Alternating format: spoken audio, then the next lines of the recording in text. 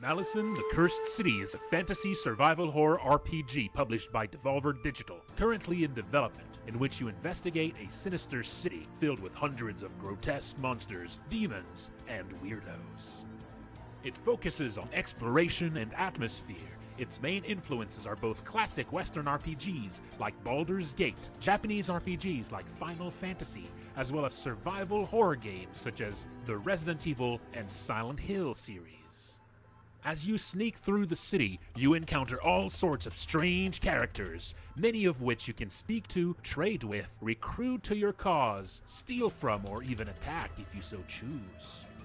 You can approach this game in a million ways. It's up to you how you plan to survive. Your actions may lead to wealth, disaster, betrayal, or may even lead to uncovering some of the city's darkest secrets and the game's many hidden endings.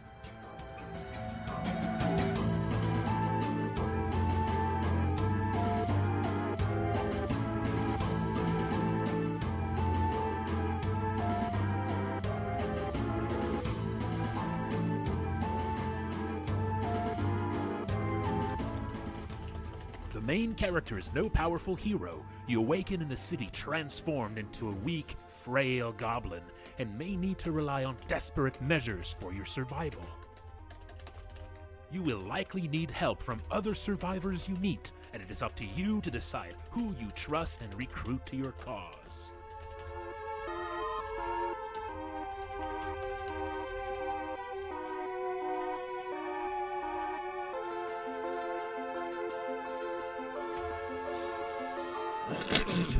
Combat is in a classic turn-based style with a focus on managing scarce resources and building unique strategies by recruiting all sorts of different party members, equipping them and teaching them new skills. Monsters move closer to you during combat, increasing the threat and tension as they begin using their more devastating attacks. You do not want them too close.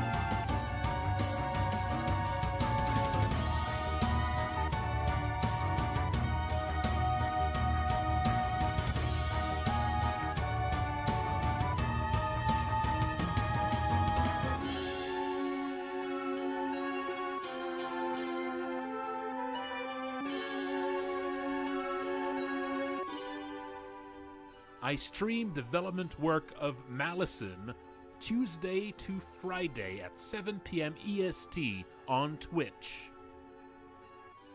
I also have new development update streams on Sunday nights at 8 p.m. EST. There is also a Discord you can join for the game. Check below.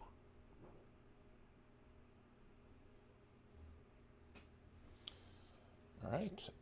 Yeah, gonna start very soon. This Ricardo is asking if I've ever played an old game called Discworld. I imagine you mean the adventure games, the Discworld adventure games. I've never played the Discworld adventure games, but I've read almost the entire book series by Terry Pratchett.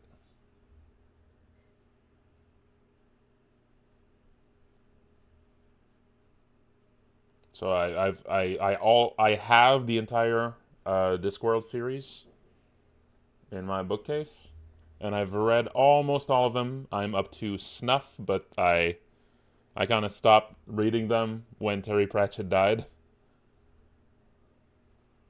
And I do want to go back to them eventually, but I'm like 4 or 5 books until the end, and this is like I don't know how many books are there in Discworld, like 30 at least. So I'm very close to having read all of them.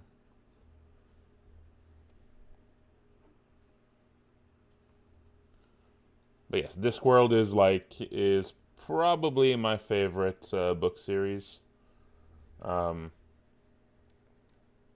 But I have not played the point and click.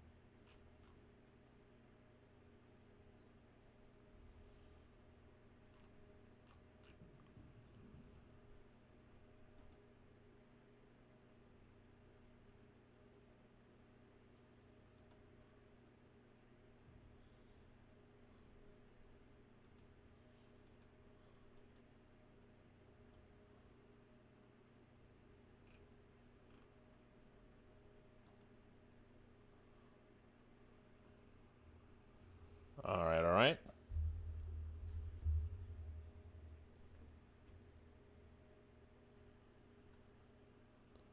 Let's play. Let's resume the game. I was a level 8 Minotaur Berserker of Trog. You know, that's just a good character setup when you're getting back into it. Okay, so we were on floor 5 of the dungeon. And I think we had completely explored this place. I had just found some really lucky shit. Had just found a lot of really lucky stuff. I have 4 viscous green potions here. 4 viscous green potions. Hang on, let me move this a bit because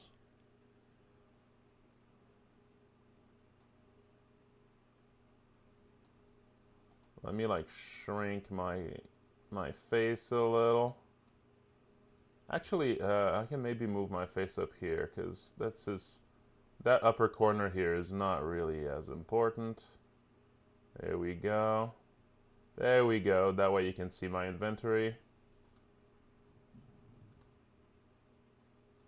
I can even grow this a bit bigger. There we go. Look at that.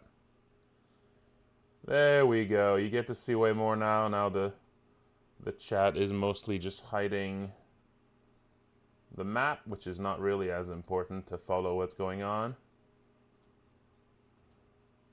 I could even move this over here, I think. How's that?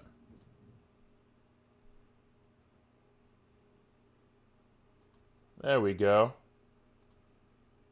I think that's gonna be a better way to deal with this. There we go.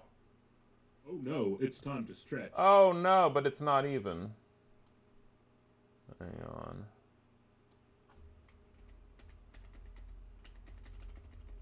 And like that. There we go. That's looking good.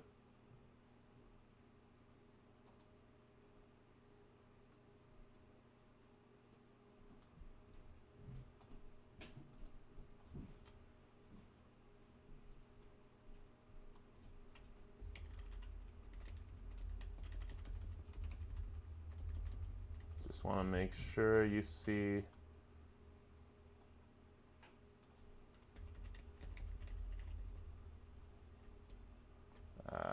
You don't quite see everything here.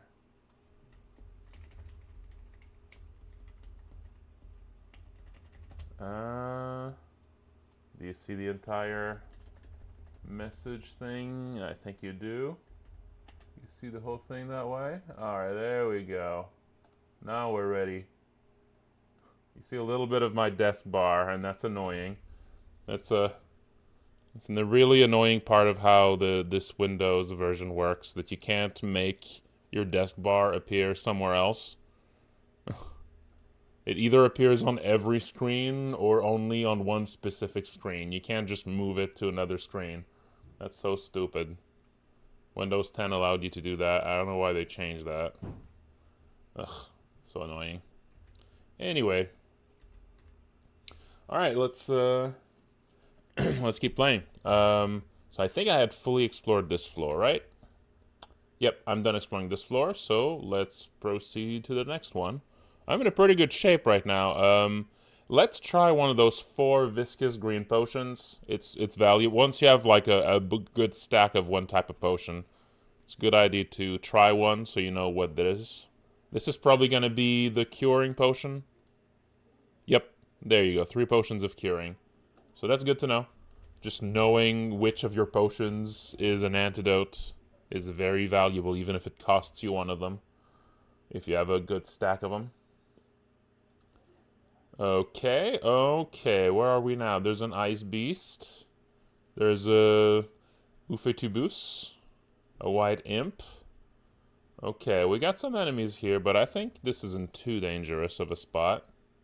Let's stay on the stairs here, so if I'm really overwhelmed, I can go back upstairs here. Okay, there's a bear. I don't feel like I'm in enough danger that I want to I don't want to go into barbarian rage here. Berserker rage. Let's do some auto exploring. We got a mushroom. Oh, I fell asleep. Whoops. Okay. There we go. Let's keep auto exploring. Got some potions. Got a black potion here. Got a puce potion. Yeah, I got another scroll. Accumulating a lot of scrolls. Oh, there's an enchanted set of armor. I don't expect it's going to be better than what I have now. Oh, this is a bit dangerous. Ooh. Oh, I don't like that. That sky beast is trouble. Let's go berserk and kill it. There we go. See? This is the really useful thing about being a berserker. Is whenever you're in trouble, you can just kind of... Whenever you're in trouble, you can just kind of hit that button and you're no longer in trouble.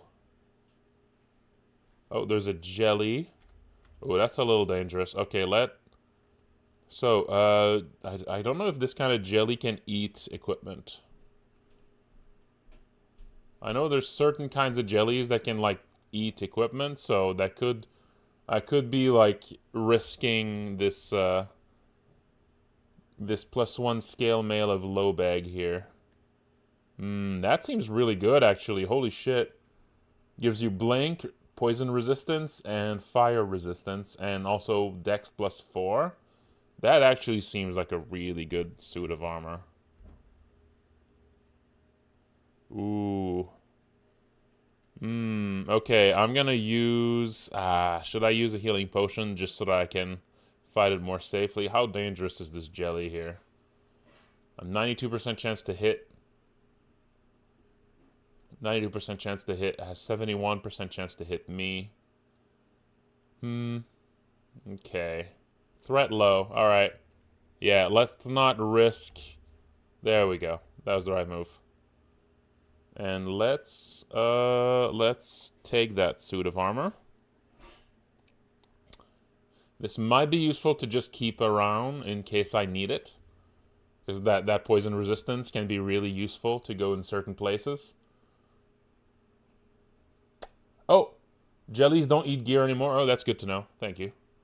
Yeah, this is, like I said before, this is the kind of game that has a lot of changes over time. Okay. Let's rest a little bit because I am hurt. I don't need immediate healing, so I'm now gonna use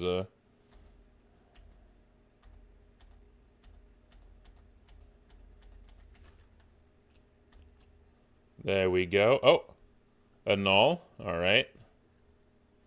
Threat's low. Okay. Oh, more nulls. Okay, there's a little bit more nulls here. Let's move back and make sure I have to fight them only one at a time. So let's fight them here. It's always good to go back to, you know, to like the closest,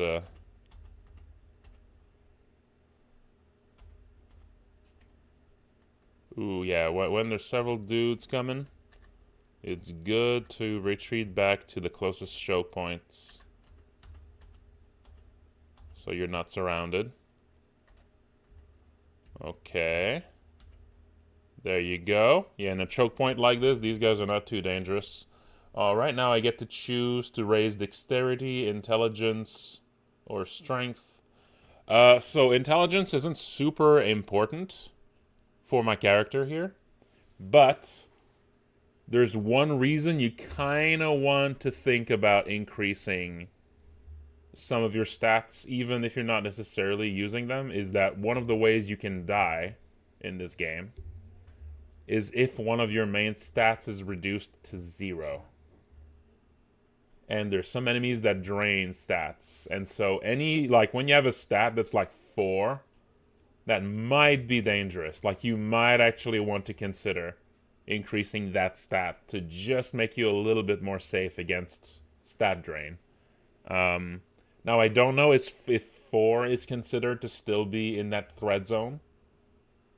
Like, I don't know like how much stat drain you generally see.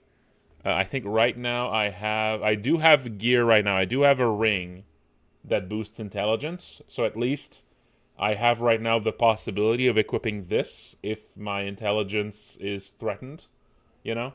So if I'm going up against an enemy that I know can drain intelligence, I can put on this ring to make me more safe. So that kind of gives me a little bit more flexibility, but I might still want to boost intelligence to 5, my base intelligence to 5. That might still kind of be worth it here. I don't know how useful it is for me to boost my dexterity.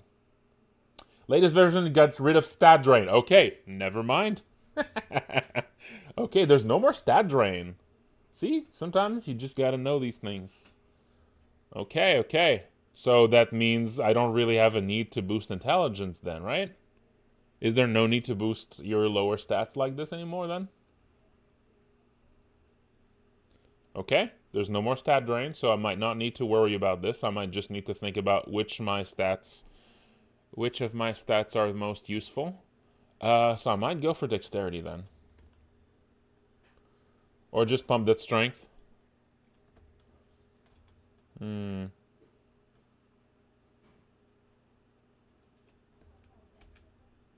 Alright, let's go for strength then. Let's go for strength.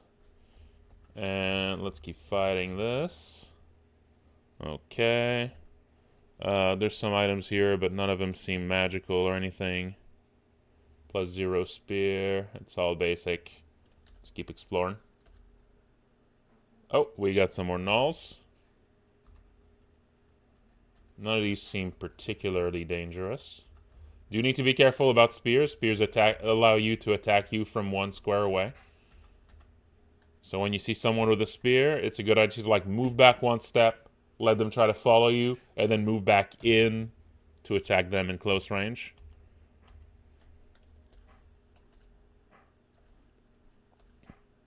Okay. Over here we got another scroll of poison. And we have a scorpion. There we go. Let's grab these. Oh, we got a orc wizard. Okay, access skill improved. Nice, nice. We have a magical robe. No, that's not magical, actually. We have so this guy dropped a normal full plate. But I have a magical full plate, so I don't care. We have a black bear down here. Keep exploring. And done exploring. Alright, cool. There's a magical dagger of freezing. Do I have any source of freezing right now? No, not really. I don't know if I really want to care about this, but let's just grab it. You know, sometimes you just want a damage type. Okay, I have a few more scrolls I could be trying here. I got I have 2 scrolls here. Let's try any scroll I have 2 of. So this was a scroll of enchant armor. Okay. And now I can choose a piece of armor to enchant. Let's enchant my pair of boots. And now my pair of boots is now a +1 pair of boots. Alright, so I've identified this as a scroll of enchant armor. Let's try this one. This was a scroll of immolation. And I think what this does is, if enemies are near you, they catch fire, basically. I think a while ago, like a bunch of versions ago, this was a bad scroll that like hurt you, but now it just like hurts enemies nearby. I think did they get rid of all the bad scrolls? Yeah, I think it just sets on fire any enemies and sometimes also any like flammable items nearby or something.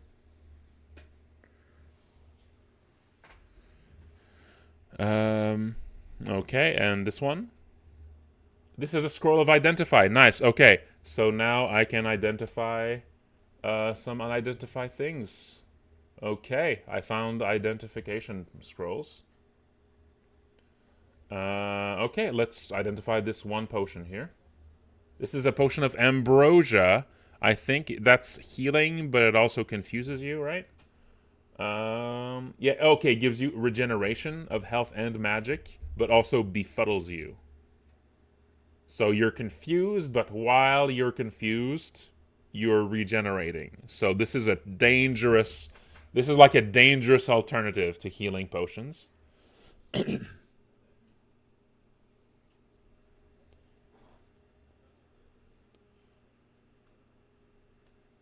Oh, thank you, Impato. I appreciate that. Okay, so yeah, I'm satisfied with this. Got some good finds. Let's keep going. I could use the other. I guess scrolls of identify now are only used for potions and other scrolls. Is there still another reason you would use? Are these like the only unidentified things now?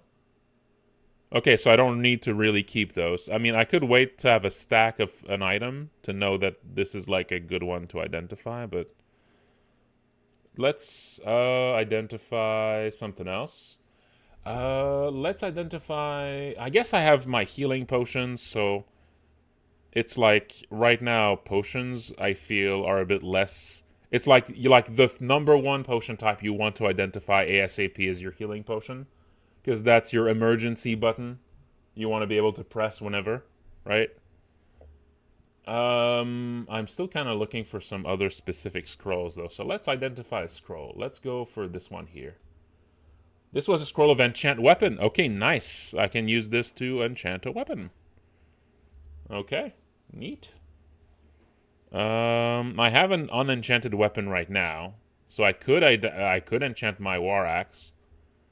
That just makes your weapon +1, right? I don't think it does anything more than that. So I think it would make sense. I mean, you know, maybe it'll take a while before I get a good axe, or maybe I'll find one on the next floor. But this would at least sort of give me a little bit of a minimum boost. I don't know. I don't know. Also, this increases the current enchantment of items too. So if I find an enchanted weapon, I can use this to sometimes to boost it even further. But you can't do this with magical artifacts, which are the real good stuff. So yeah, let's just use this to enchant my current axe here. This might be the wrong move. Maybe it's best for me because I'm not currently like feeling particularly underpowered. But I am about to go down one floor, so I'm about to start fighting slightly stronger enemies. So might as well boost my war axe. There we go. It's now a +1 war axe. There you go. So now I have a slightly stronger melee weapon. Let's go to the next floor. And now I'm seeing some more Sky Beast. Last time I fought a Sky Beast, it was a little dangerous. So, and I don't know how many more enemies are around here. So I should be careful. I'm going to move back one on the stairs, and I'm going to wait for the Sky Beast to get close. And I'll fight it here. This is the kind of decision that can save your life sometimes. You know? You kind of need to be careful. When you see something, the right move isn't always necessarily to go fight it. Because you could be about to reveal way more enemies. Okay, another Sky Beast. There's a door behind it, so I'm not going to be revealing anything more by getting close. There we go. So I'm already seeing I'm struggling less to fight this thing. Oh, got an amulet. Amulet of the Acrobat. That gives me dodging, I think. Allows the user to tumble and roll to evade the blows of their enemies, but only while moving and waiting. While taking other actions, the amulet conveys no benefits. Okay, cool. So basically, you get extra dodging only when you're moving or when you're staying put. So not when you're attacking. So if you're attacking, that does not do anything. But if you're moving, if you're staying put, your dodging attacks better. Now, I don't know exactly how it dodges, like what it does exactly. Like maybe it doubles your evasion or something. Or just adds like a flat amount to your evasion. But that's useful. It's extra EV, yeah. Like maybe just like a flat amount extra, or like doubled. If it's doubled, that means it's more valuable if you already have a little bit of EV. And if it's a flat amount, that means it's basically useful for everybody. Oh, does it actually show? Oh, it shows me here. It shows it. I'm at 22 right now. And if I fight, it's going to go down to like, so maybe it's like a flat 15 or something? Or a flat 10? Yeah, I'm at 22 EV here. Flat 15. That's really good, actually. That's a crazy amount. And now, yeah, now it goes back to 7 as soon as I start fighting. Yeah, that is a pretty good accessory. It's kind of tricky to decide exactly how to value it, because of course, you know, I mean, it's going to help you run away if you're in trouble, and that's valuable as hell. That by itself can really help your survivability. That means as soon as you decide that this is too much and you gotta go, it kicks in and helps you avoid more attacks. Now, it probably doesn't help for magic spells. It probably doesn't help you avoid damage from magic. Okay, this is a phantom. Alright. Not too bad. There's a... Oh, I've never seen that sprite before. A +1 helmet of intelligence. I don't think I can equip helmets, or maybe they changed that. I don't know if Minotaurs can equip helmets. But I don't have a helmet right now, so let's try equipping it. Nope. Okay, yeah. So I cannot equip helmets as a Minotaur. So I don't think I have any use for this. There's no reason. One of the things about DCSS, there's no reason to carry items with you if you don't intend to use them. There's no way to sell items. You only don't keep items just because they look valuable. Only keep items if you think that you might have an actual use for them. So don't bother just lugging around items in this game.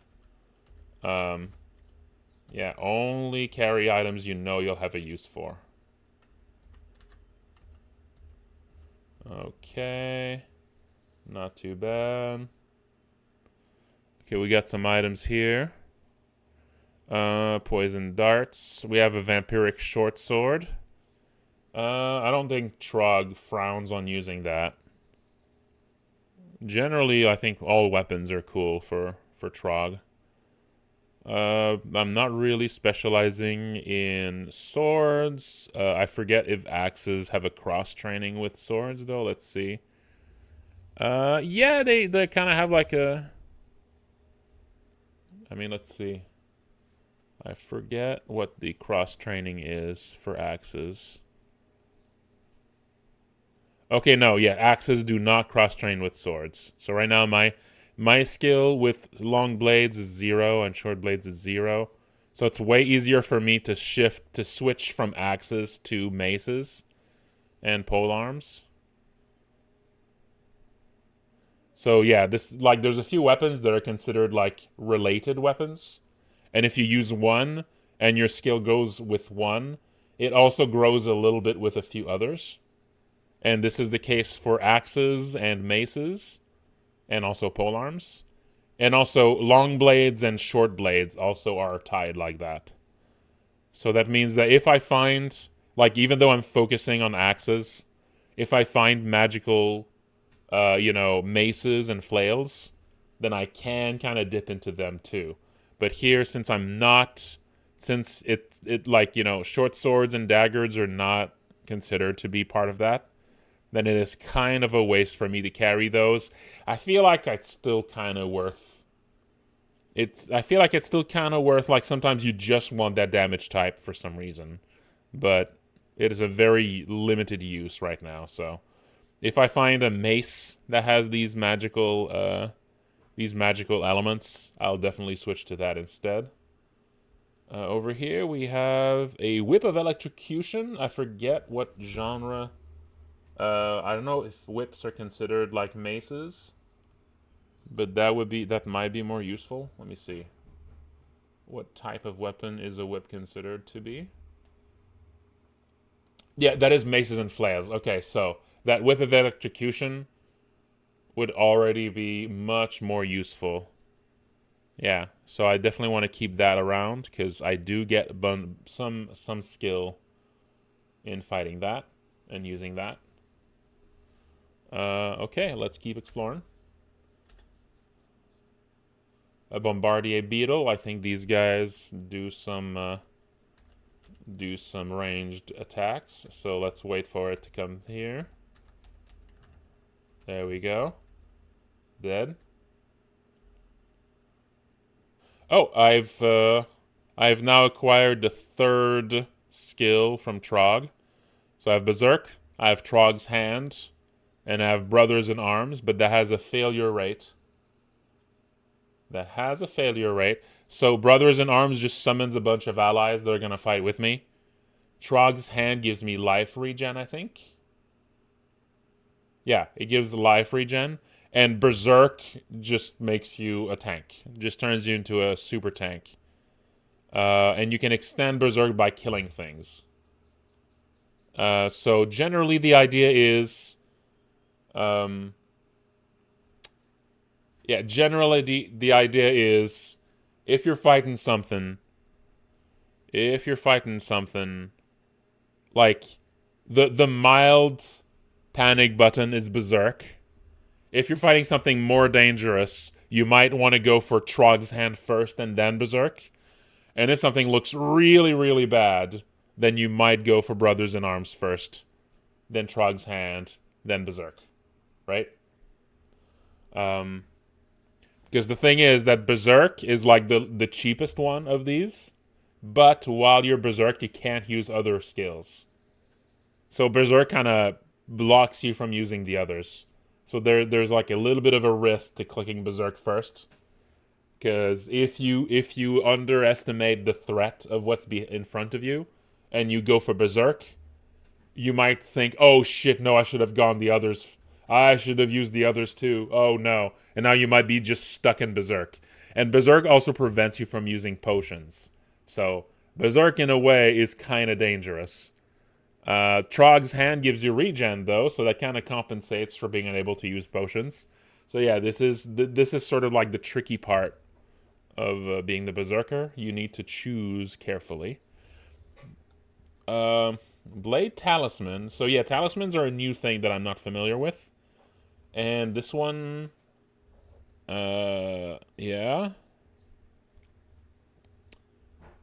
So yeah, that is one of those shape-shifting items. So I've never tried these before. I imagine these are kind of like something you need to be specialized with to use. So these probably are useless to me right now. Yeah, I think these are tied to like a skill. I looked into it a little bit yesterday. Yeah, I don't know if it's the kind of thing where it's useful for everybody, but if you have the skill, it's even better. Or if it's the kind of thing where if you don't specialize in this, it's kind of a waste, you know?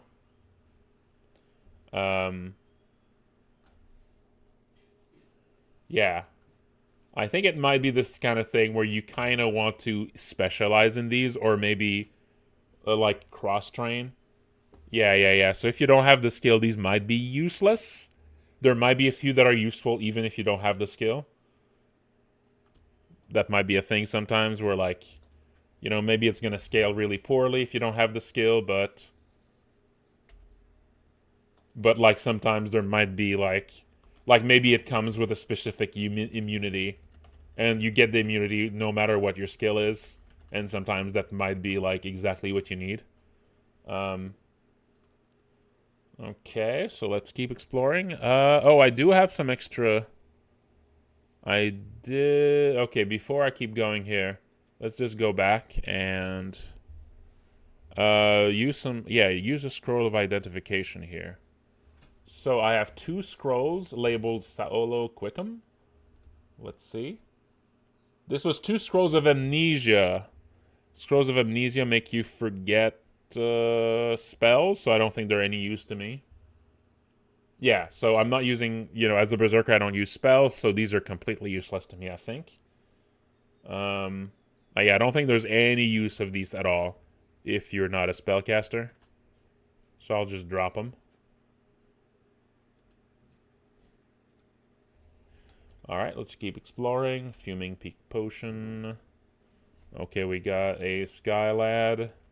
A Sky Dork. We got orcs. We got... Okay. Orcs are rarely alone, so when you see an orc, you kind of got to be careful. I'm going to move back a bit. Yeah, you never know. They can be bad news. Oh, am I confused? Okay, I'm no longer confused. All right. Oh, we got some whites. How dangerous are the whites right now? Threat high. Okay. So I can't mess with these. Okay, has a 16% chance to hit me. Okay, so I'm not, don't seem to be too big of a threat for me here, but still, gotta be careful. There might be more of them. And I think this guy is carrying an enchanted axe, maybe. So this could be a little tricky. There might just be two. I don't have anything like holy here. I don't have like anything of holy might. That's generally what you want to use against Oh, there we go. Enchanted axe plus 3 battle axe. That's what I'm talking about. All right. Nice. Yeah, that's a good upgrade. That is a good upgrade.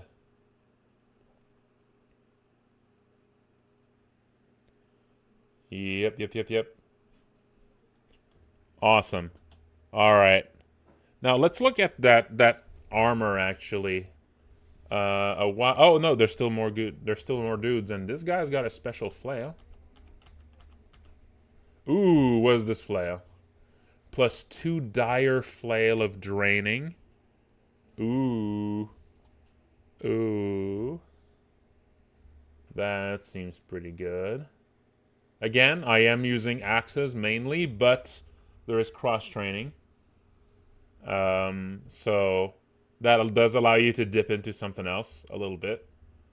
So carrying with me flails and maces is a bit less useful than carrying axes, but it is still useful. What I'm skilling right now, there it is. So fighting, axes, armor, and stealth. That's my my currently selected skills here.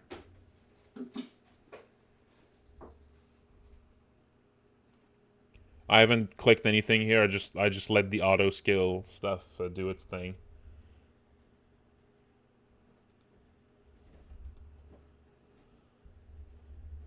Okay. But yes, so yeah, got something here. That's pretty good. If this was a if this was a battle axe of draining, I would probably switch to that. I don't think Trog cares about using draining weapons. I think Trog just wants you to use weapons in general.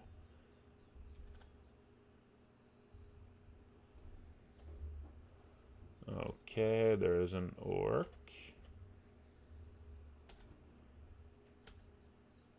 I don't think he has any problem with using like vampiric weapons or anything like that. Oh, what is this? A gargoyle. Threat lethal. Ooh, okay. This guy might be a little dangerous.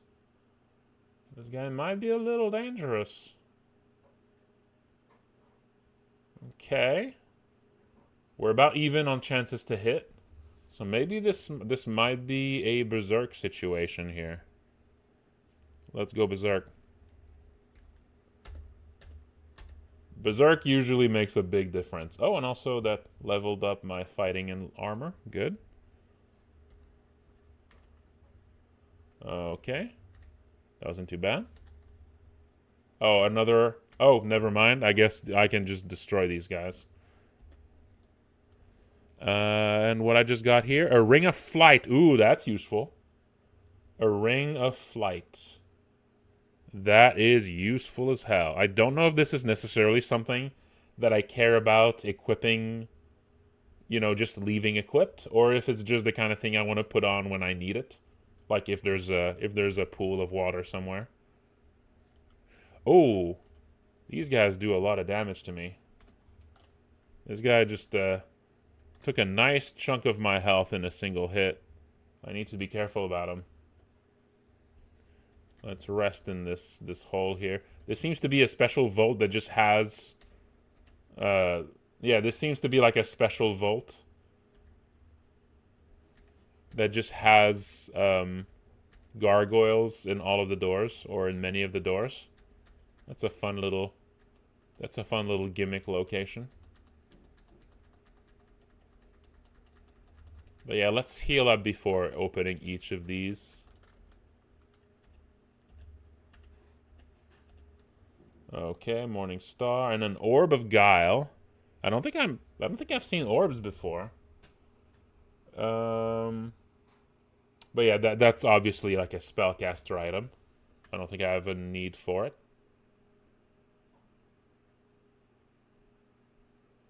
It weakens the willpower of the wielder and everyone they X. So that seems like something that makes your own spells strong, but it also applies, like, it adds a new like status effect to your spells, I guess. But it also applies that to yourself, so there's kind of a cost to it. Okay, I think I explored everything here. There's a frog. Not a wizard, though. Just a regular frog, sorry. Oh, we got some orcs. We got some orcs. Let's move back and let them get close.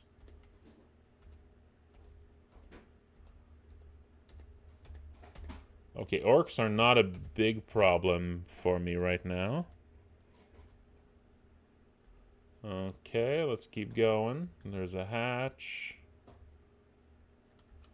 There's some treasure, and oh, we got a yak. We got a yak, folks. Yak confirmed.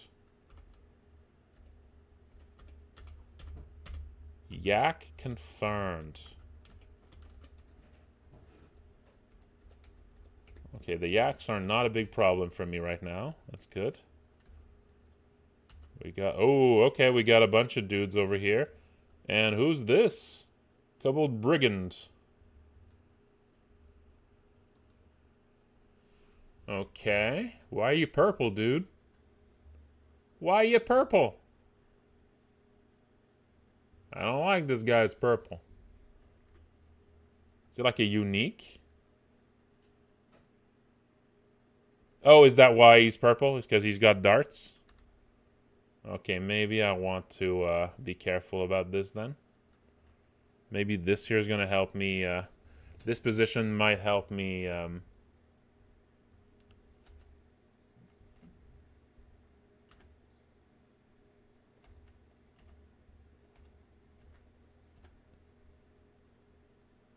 Okay, this might be a Trog's Hand and Berserk situation here. Let's just kill. There we go. There we go. A lot of killing. A lot of killing. Steam Dragon Scales. I don't think that's any better than what I have now. So it used to be that if you get, like, dragon scales and, like, you enchant them, I think, it turns into, like, armor or something like that. I might be mixing things up. I feel like there was something about this. That if you use, like, a scroll of enchant armor on dragon scales, it turns into, like, an armor. I don't know if that's... I feel like that was a thing. So I don't know if that's necessarily worth it for this here. This would... No, okay, this would not be something good to equip right now. This does not... Oh, that's a... Okay, that's from much older games. Now it would just enchant it normally. Yeah, like I said... I've played... I just start playing this game every once in a while, every few years. And every time it's completely different, so all of the different versions are just jumbled in my brain. And that sometimes can be a problem. You know? They're still, in my mind, sludge elves are still a thing. Sludge elves are still around in my mind. I'm sure they're in there somewhere. They must have kept at least a single sludge elf somewhere in this dungeon. Come on. Come on. An amulet of reflection? I imagine that reflects spells. That might be good. Okay, just ranged attacks. Not actually, maybe not spells, and only like projectile weapons.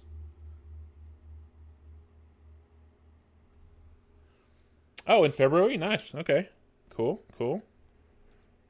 I'll probably play it then. Okay. So this is basically like. So it's basically like, yeah, you wear this amulet and it's like you have a small shield. That's cool. That's pretty cool. It just gives you shielding even if you don't have a shield. That seems really good. That seems really good. I don't know if I would like this more than Amulet of the Acrobat.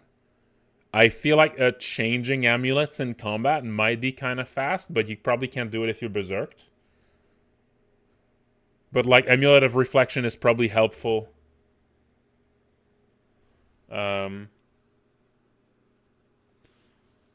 of Reflection is probably more useful if you're like in combat and you got a bunch of, and you're up against a bunch of dudes and you're staying put and fighting, while the other one's way better if you gotta go, if you gotta run.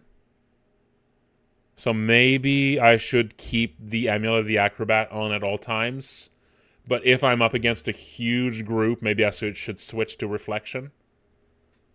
I don't know how long it takes to switch amulets. Let's see. Time right now is 7329.1. It takes 10.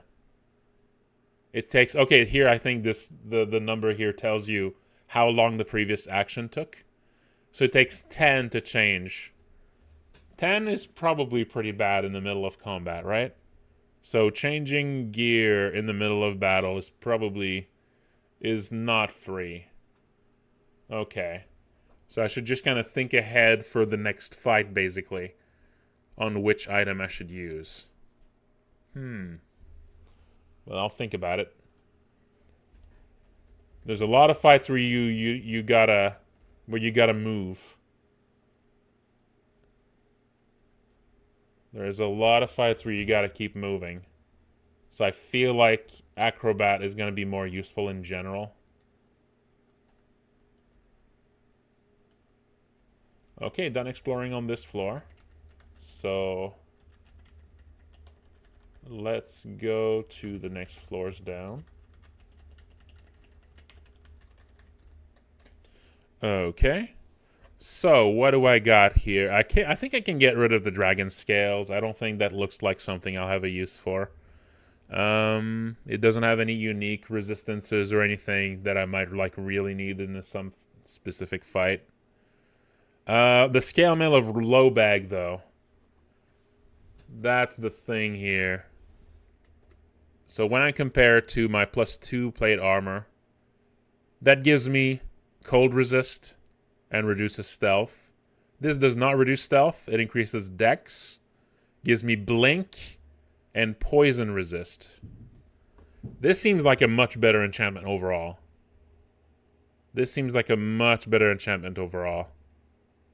Both give me fire resist. But yeah, this one gives me specifically cold resist. And is much better at general defense.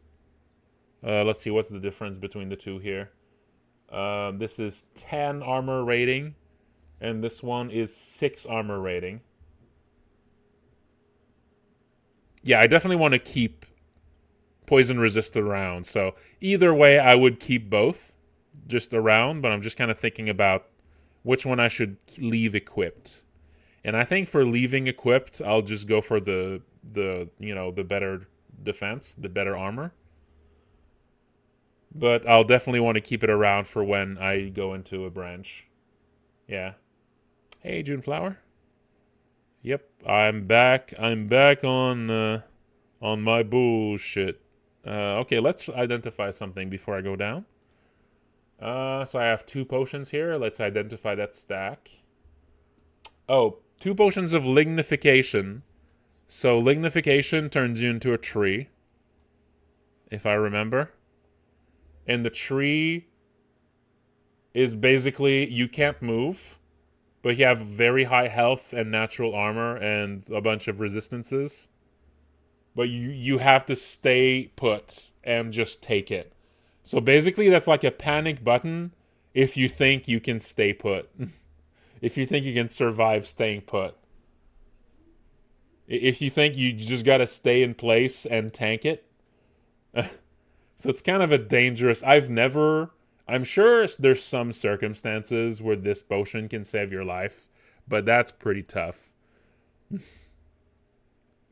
That's, very often if you're using this, it's because you're out of every other option and you're probably going to die. Right? Like you're panicking at this point, you're just throwing shit at the wall hoping something keeps you alive. You're just quaffing potions left and right. I don't know if I've ever actually been rescued by this potion.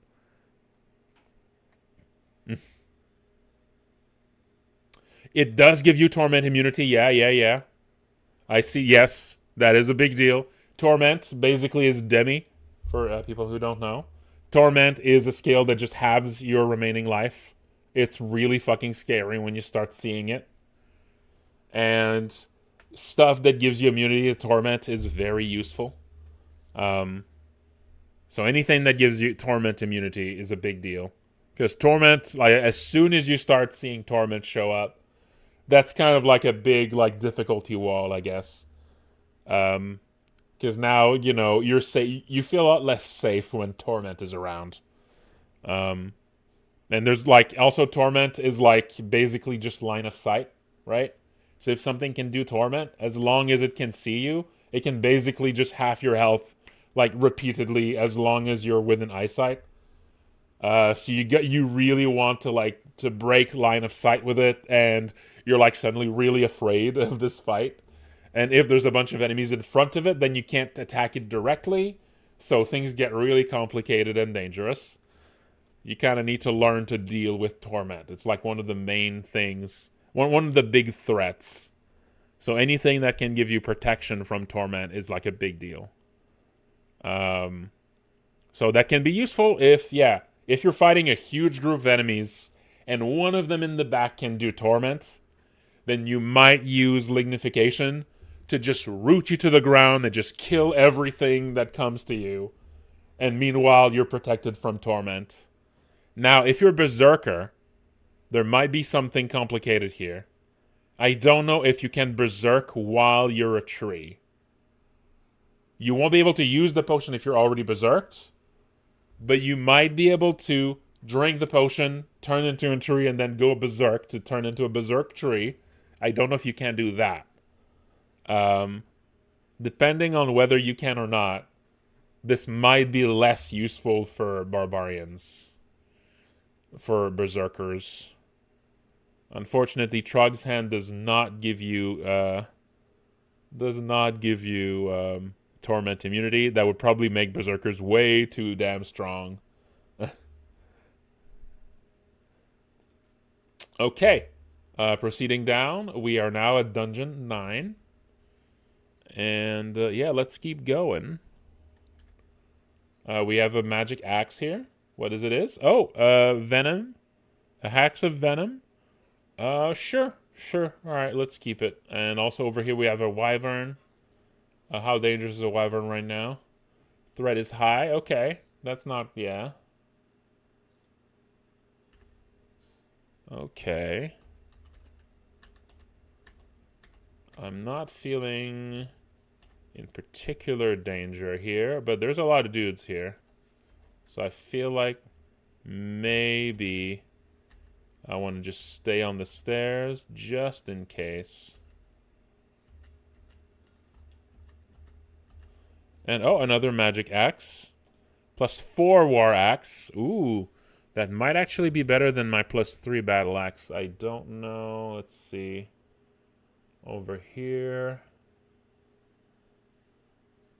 11 and 1.5. And this one is 15. Okay, no. So +3 battle axe seems like it's just better in this case. Yep. Yeah. So this is more enchanted, but the battle axe is maybe 2 tiers ahead. Although I think this is a two-handed. I think the battle axe is a two-handed, while the war axe is a one-handed. So if I found a shield, that war axe might actually be better, maybe. So I might just keep it around in case I find a shield.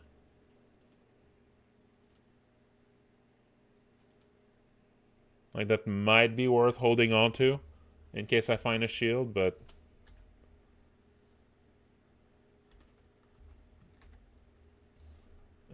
a butterfly?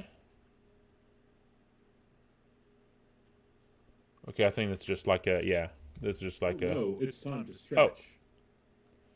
El Villain.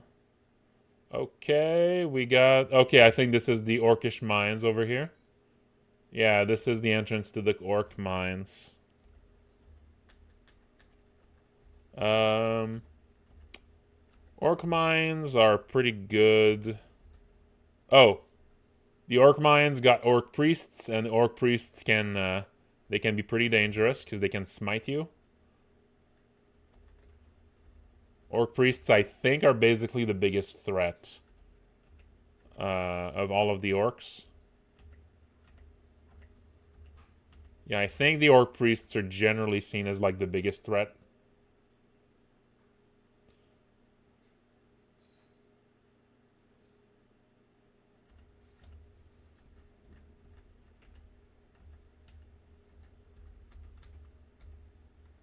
Oh, there's still a bunch of them. Oh, geez. Okay, there we go. I got smited. I got smited here. Ooh, we got half health. This is getting kind of dicey. I feel like Trog's Hand might be a good idea here. I might be a little... I might be getting a little risky here. Maybe the right move might have been to actually use a potion there, but...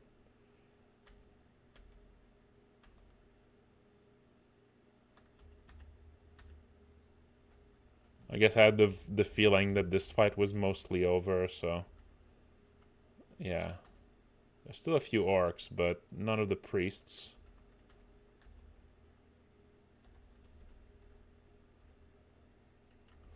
Okay, let's see if there's any good gear in what dropped here.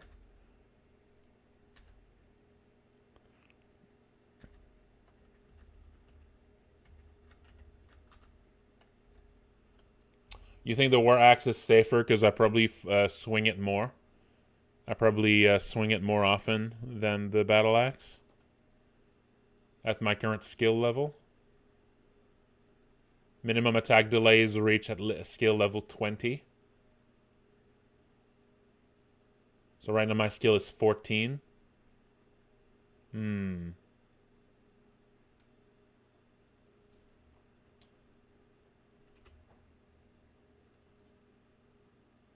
Right now my attack delay.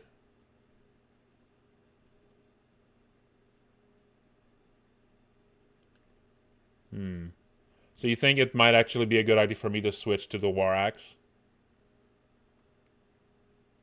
Because I'm gonna be... Yeah, my attack delay is gonna be a lot better. This doesn't actually... Okay, current attack delay is 0.8. Yeah, 0.8, while for this it is 1.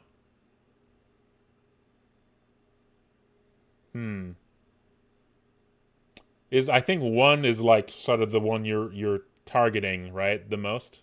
Like you really want to have at least 1 of attack delay.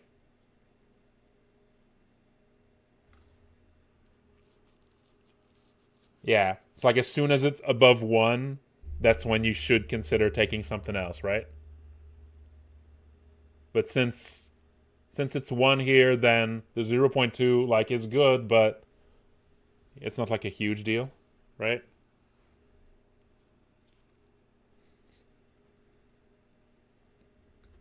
Like if it was 1.1 or something, then maybe I should consider equipping it later.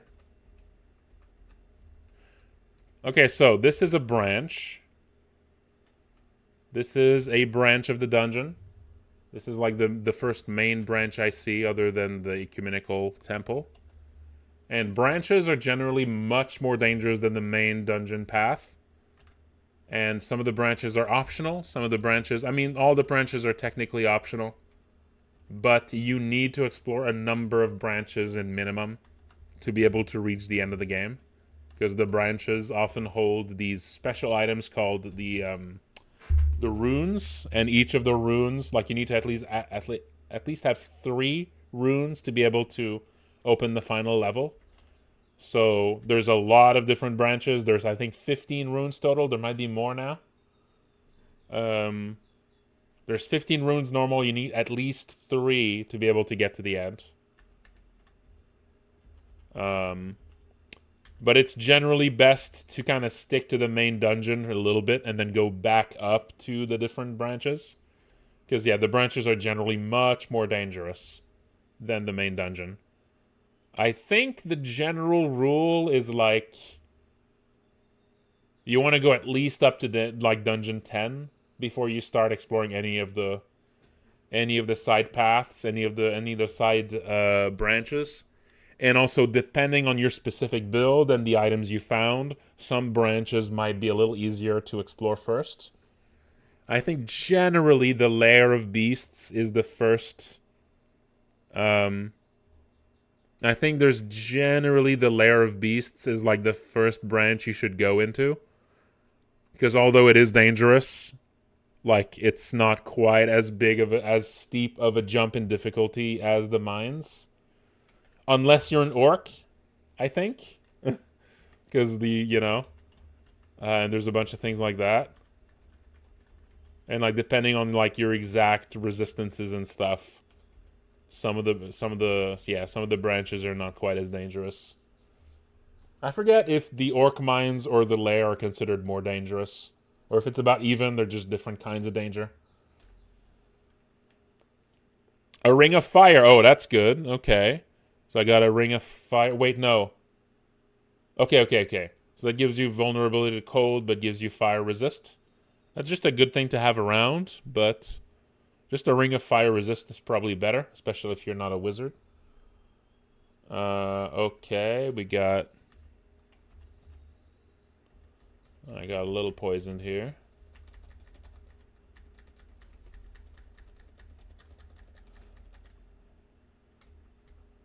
Okay, we got some more dudes. I'm not feeling like I'm in particular danger at the moment.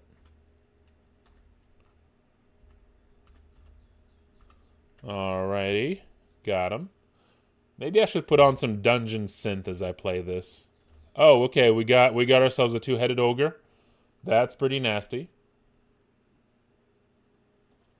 That's pretty nasty. 27% chance to hit me though. But if it hits me, it's gonna hurt.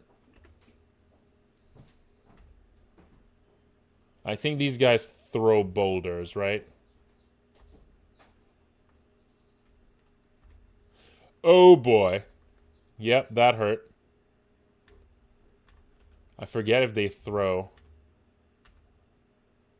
I forget if these guys throw boulders. They actually hit me twice in a row there. Okay. I think this is a Trog's Hand plus Berserk situation. And maybe also heal potion. Yeah, I'm gonna quaff a healing potion here. And Berserk. Okay, the Berserk was enough. Oof. That could have been dangerous. That could have been dangerous.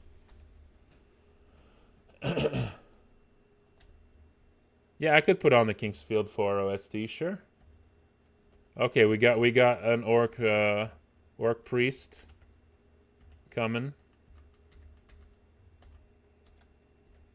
Sure, I'll put on the Kingsfield 4 OSD. That makes sense to me.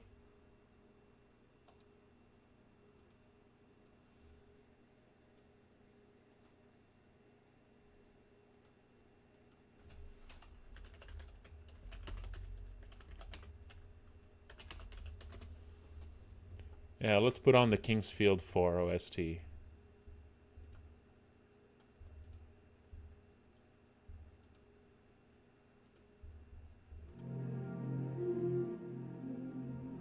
There we go. Oh, that's atmosphere. Okay, that's a magic one. I don't think I can use those, but Land lies deep in a dense, colorless forest. right, of course.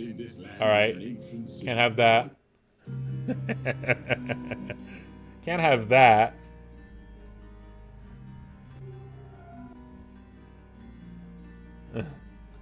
All right. So over here we got a ring of Zegbuk.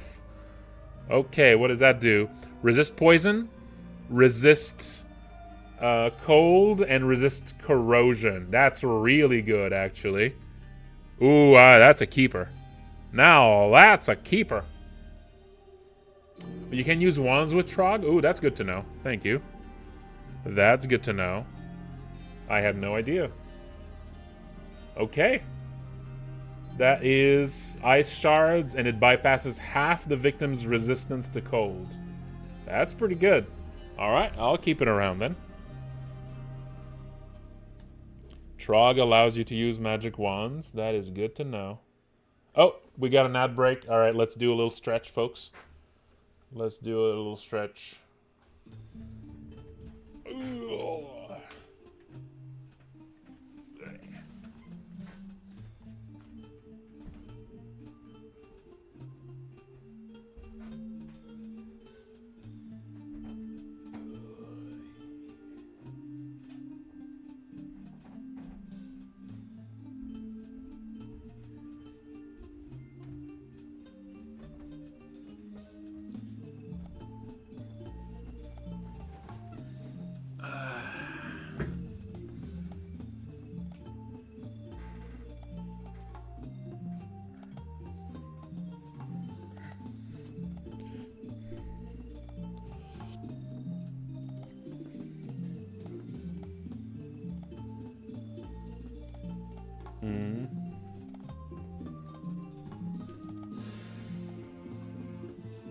Yeah, training a wands a little bit.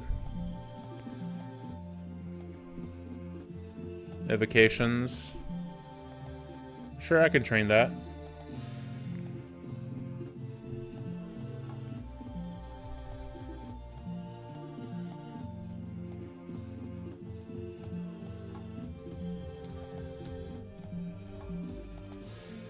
Okay.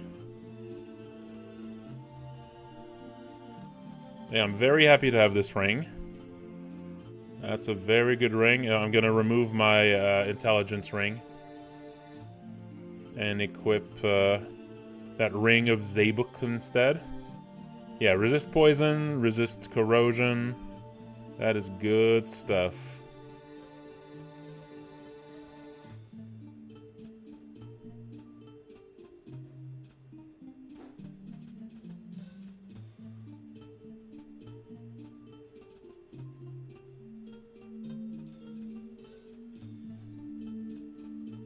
Where's the...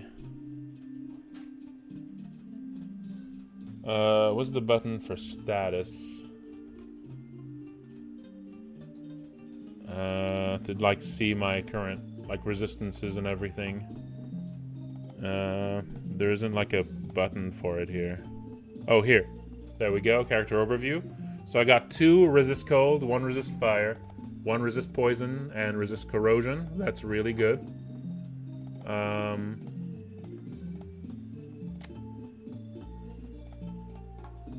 Yeah. That's pretty good.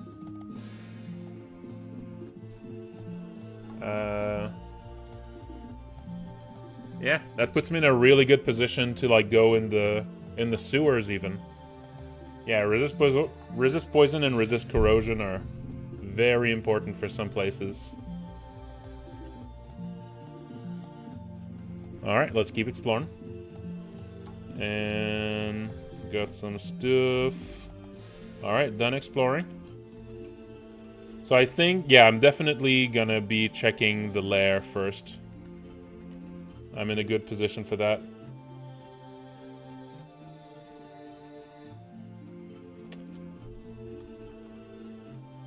Right.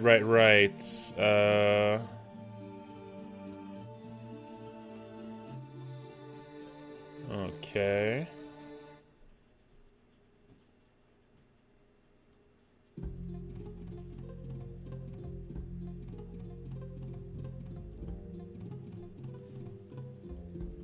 Like this, maybe?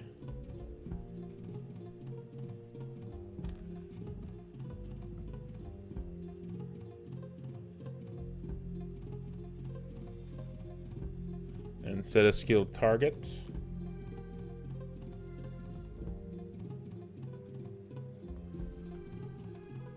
And maybe 10. There we go. So I got a skilled target for evocations.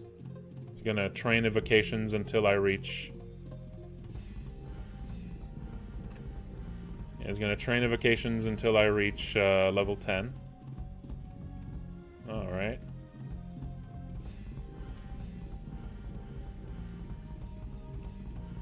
And I want to put emphasis on axes here, so axes gets trained faster. And I'm not sure if I really want to put emphasis on anything else, maybe on armor as well, like that. Those are my two most important ones. I don't know, I think fighting might be something to focus on after I reach a certain target with axes. There you go. That seems right.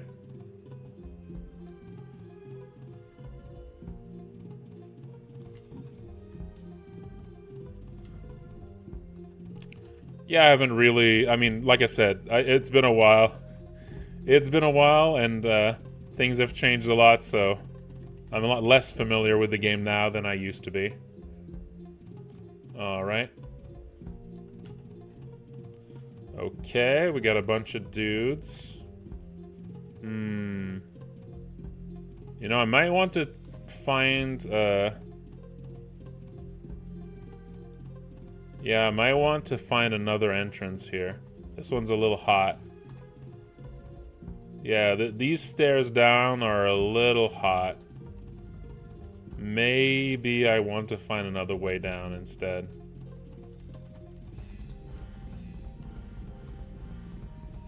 What about this one? Okay, this one seems like a slightly more gentle introduction to this floor. Yeah, this is definitely more my speed.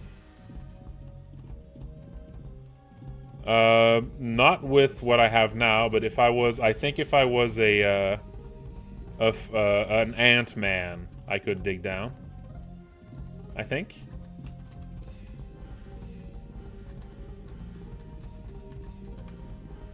Okay, we got some bees.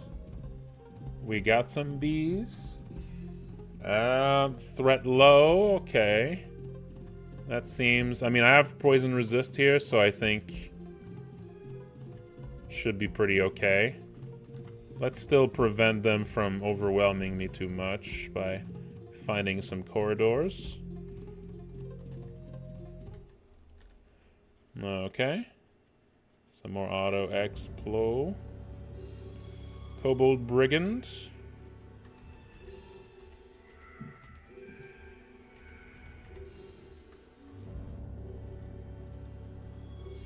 Okay, what do we got? Alright, it's all good. We got a yak over here. Alright. Yeah. Oh, what is this? Centaur Warrior. Okay, that might be a little dangerous. And over here, a Manticore. Okay. We got ourselves a manticore. Okay. And holy shit, that axe. Holy shit, that axe. Look at that. The broad axe of circularity. What? Drain, poison resist, 2 points of fire resist, and dex +2. And venom. Ooh. Yeah, that seems pretty nasty, actually. A brown ugly thing. That seems like a later kind of lower floors thing here. Threat high. That seems pretty bad. Acid damage. At least I have corrosion resistance. Okay. Yeah, I need to skedaddle a little bit. I need to move back a little bit.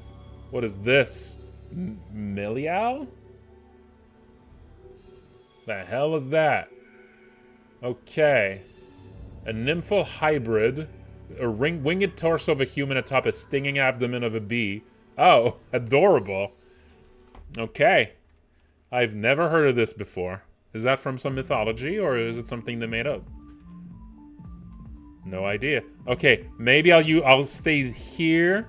That might be a good spot to fight these things. Yeah, let's think here. Right now, I can. Okay, summoning Brothers in Arms has a 28% chance of failure right now.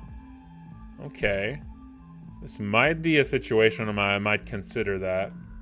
But let's wait for some of them to get to me here. I imagine that they're all coming. No? Oh. Wait, were some of them sleeping? They're all still there. Okay, you know what? I'll just grab this. And, oh, I got barbs. Right. I forget how barbs work. They hurt me if I move, basically. I don't know how much they hurt me, and I don't know how long they stay.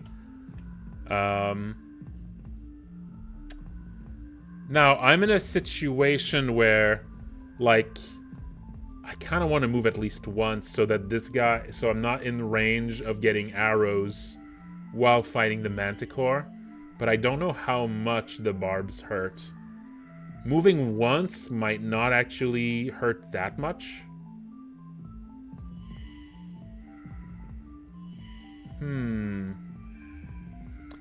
That would take time, though.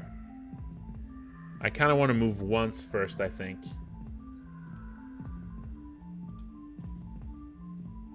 The barbs in your skin will harm you if you move. Yeah, I just don't know by how much. I forget by how much they hurt.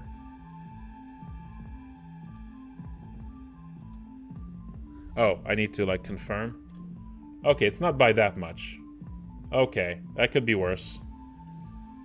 Okay, switching to this. Yeah, that seems like a really good... Let's just look at this before we switch to it. Okay, current attack delay would be 0.8. So I'm almost at the state where I can just use this at full speed. Okay. My EV would increase if I equip this. Protects you from fire, from poison. It drains my maximum health when unequipped. So that means I need to... Unequipping this comes with a cost, but equipping it doesn't. So I don't know. I think it's probably a... that means, you shouldn't equip this lightly if you think you might need to unequip it, you know? But otherwise, it's fine. So equipping it doesn't do anything, but unequipping it comes at a cost.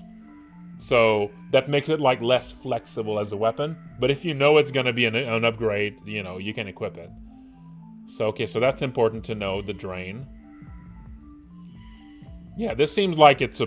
Yeah, this seems like kind of... plus 11 broad axe. God damn. Yeah, this seems like a pretty... It seems like kind of a slam dunk to equip this. And now let's kill that manticore. Okay, okay. And now that centaur. Let's berserk. There we go. And now an ugly thing. Okay. And now, oh, that's an ogre mage. Oh, there's a lot of dudes in here. Holy shit. There's a lot of dudes. Luckily, I'm only fighting them one at a time. Okay. There might be more coming. I'm gonna move away while I'm slowed. Because, yeah, when you wind down from berserk, you become slow for a bit. And that makes you a little vulnerable. You want to be careful about getting into a fight soon after your berserk rage wanes. Okay, I'm gonna rest here. And okay, we got the bee. The bee over here. Okay, nice. Oh yeah, there was... Okay, so these bees, these melee, seem to be priests, so I gotta be careful about those. Oh, 5 key? Yeah, I use 5. 5 is just a single weight, and I need to hit, hold shift, I think, to make it a longer weight. Yeah. Alright, there's some good shit here, too. The Staff of Air, I don't think that's... Yeah, that's not like a wand, right? That's like a weapon.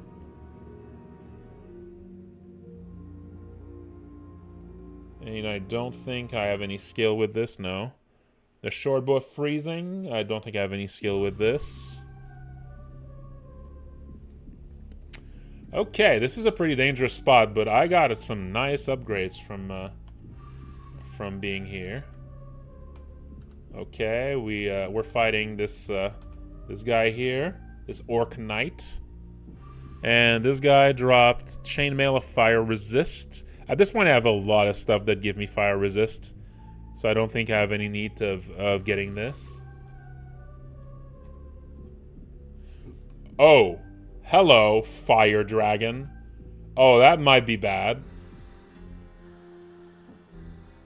Am I in a state of fighting a fucking fire dragon? I have a lot of fire resist right now, at least. Okay. I have a lot of fire resist. Yeah, I have 2 points of fire resist. I would definitely not want to fight this thing if I didn't have at least 1. That's pretty nasty, though. Okay, I need to take this thing serious. That's like a legit boss right there. Let's go with Trog's Hand and Berserk.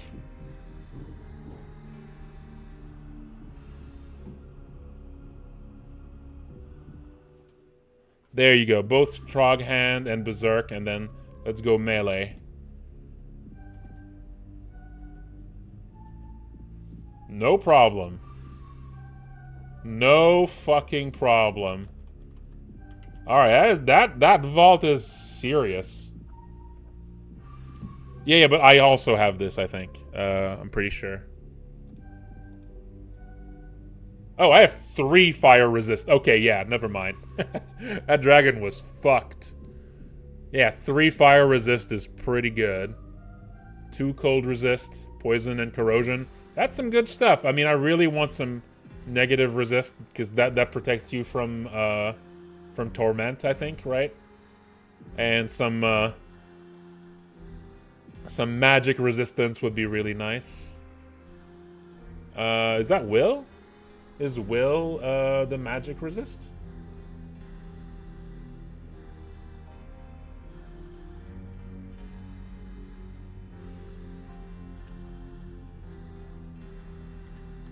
Okay, so yeah, that vault is no joke.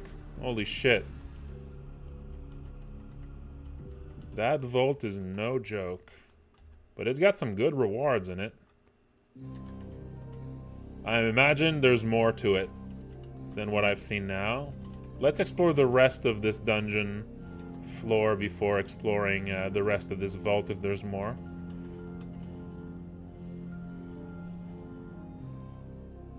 I don't think I've seen a single shield so far.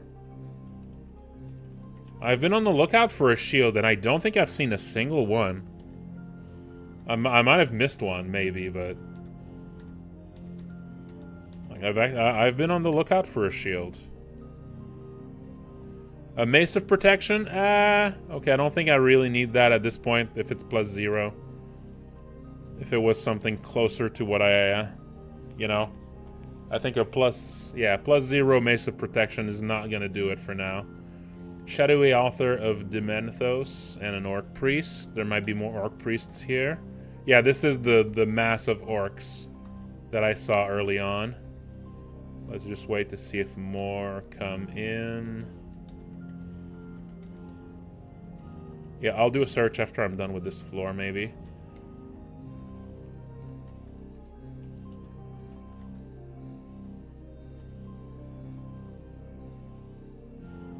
Scroll of Identify, Wand of Polymorph. Okay, looks like I was done with this. Oh, there's a shop. Nice, nice. Jewelry Boutique. Okay, let's see. Let's see if they got anything here. Amulet of Reflection, already have that. Dexterity, Evasion, Ring of Ice, Intelligence, and +4 Ring of Protection. How much gold do I have right now, actually? I have 600. So I could get one thing.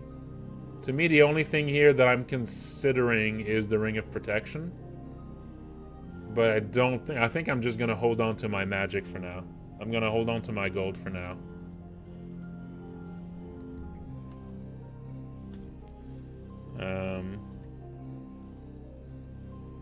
Yeah.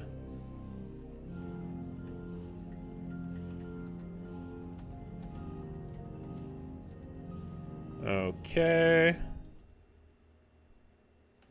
What's this? A Staff of Cold? No. We got a yak. Okay, done exploring. Alright, okay, let's do a few things before going down one floor. Although I'm at dungeon level 10. I don't think I've actually found the entrance to the lair yet. I thought that the lair spawned a bit above that. Okay, so I think at this point I can get rid of yeah, the dagger freezing at this point isn't really useful. The vampiric short sword, yeah, forget that. I'm not gonna have a use for that. Let's do Control F, and let's see if there's any shields I missed. Can't find anything matching that. Yeah, I have not seen a single shield so far. I have not seen a single shield so far. Okay, let's do some identification. I have one scroll of Identify.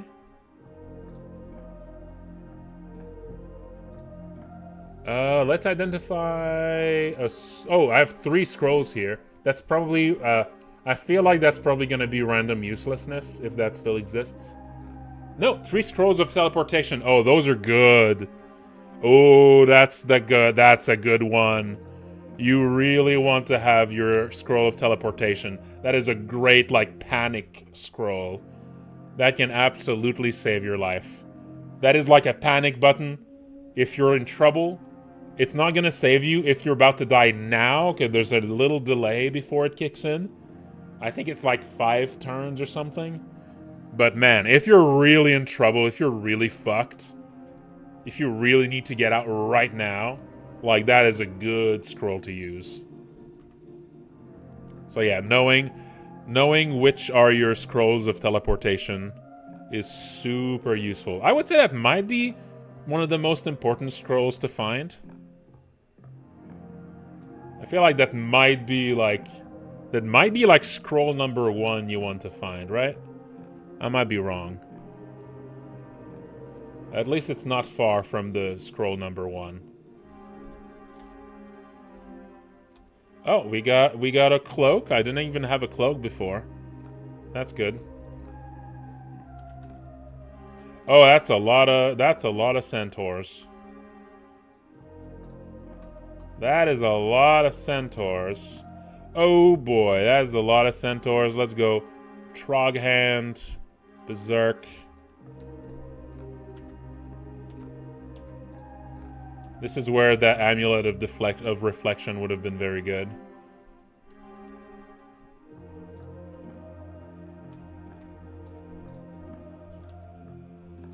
Okay, I think I cleared them all. Let's get that cloak. There we go. It's like +1. It's like defense +1 there. Yeah, just a little +1. You know, why not? Water moccasin. Okay. Yeah, this is going pretty well so far. Oh, this might be the entrance to the lair. This kind of has a vague lair entrance vibe. Yep, there we go. That's the lair of the beasts. That's probably going to be the first branch that I explore. Oh, is this... That's a kobold demonologist. This guy's going to summon things if I'm not careful. And he actually got... There's an invisible monster here. Grum. Okay, we got it. We got a named boss. Grum. Grum the Hunter. Tough-looking troll wearing the pelt of one of his former war dogs.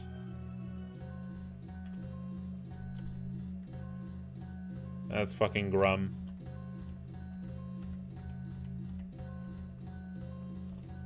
Alright. And dead. Don't mess with Grum. Grum gonna show you what for.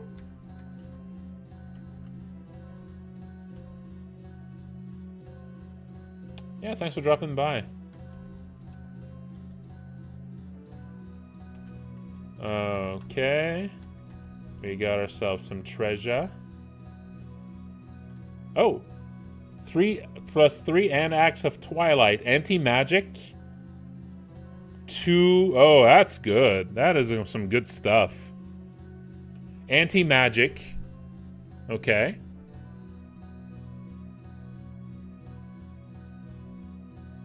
It causes magical contamination when unequipped. It reduces the magical energy of the wielder and disrupts the spells and magical abilities of those it strikes. Natural abilities and divine invocations are not affected. So if I'm gonna fight some really nasty wizard, attacking it with this, like, basically make them miscast their magic, that's pretty good. Yeah, it's probably not great compared to my what I currently have on. The 2 bits of protection from fire seem pretty good, but I have a lot of protection from fire already. So that's not like a, you know, it's not a big priority right now. If I'm about to fight a wizard, though, I mean, the thing is, if I fight a wizard, generally it's gonna die. You know? If I can reach a wizard in melee, that wizard is not long for this world anyway. So I feel like this would be a more useful effect on, like, a ranged attack or something for me. So for now, that's not like a huge deal, but I'll keep it around. I'll keep it in my back pocket.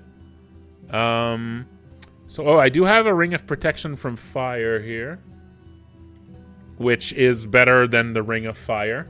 So I'll just get rid of the Ring of Fire, because I don't have fire casting anyway, so let's just keep the protection from fire. I'm not going to equip it, because I already have plenty of it, but if I want to change armors to something that doesn't have fire protection, that's going to be a good way to compensate if I'm still fighting some fire guy. I can get rid of the +1 hand axe of venom at this point because I have a really, really strong weapon that does the same thing. The +4 war axe is also basically deprecated at this point.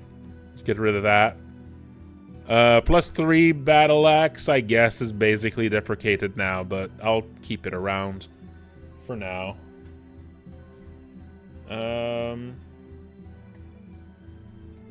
We got a red ugly thing. That's pretty mean. That's pretty mean. Don't call it a red ugly thing. You know, true beauty's on the inside. Okay, so I'm at Dungeon 11. I don't know if I should go into the lair now or if I should go a little deeper in the dungeon first. Because I know Dungeon 11, Dungeon 12 is around when is around when the dungeon starts getting a much, much nastier.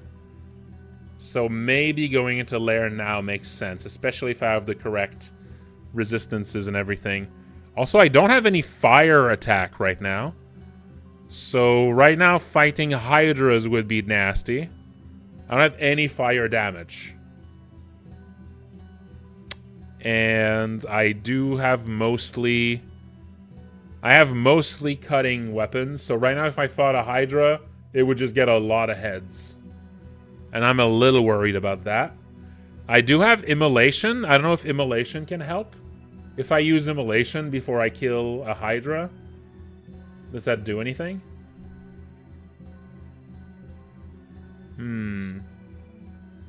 Also, I think hydras might be resistant or even immune to venom. Maybe. So I'm not sure if this axe would help me that much, but maybe I would just out-damage it. Yeah, I might hit hard enough that they would die before their extra heads are a problem. Maybe. Alright, let's go. And let's just hope I find some fire damage source soonish. A black mamba.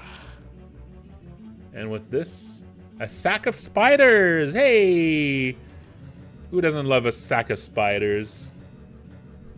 Yeah! We got the old spider sack.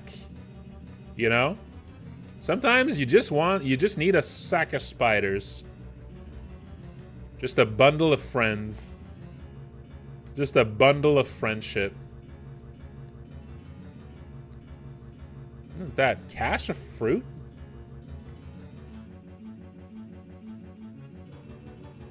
I have never seen this in my life. The hell is a cache of fruit? Ranging from common dungeon staples like chocos and snuzzcumbers.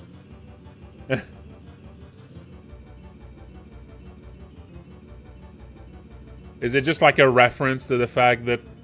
Is it just like a reference to the fact that, you know, the game used to have food in it? So they put that as a little nod to its... to the food having passed. That's funny. A way for them to recycle all of the food sprites that no longer have any use. That's kind of funny.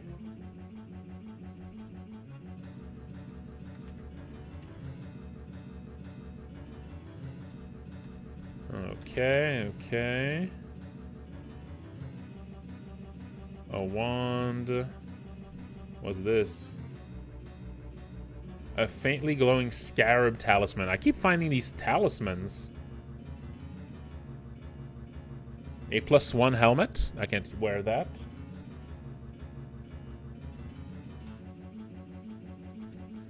A talisman of sloth.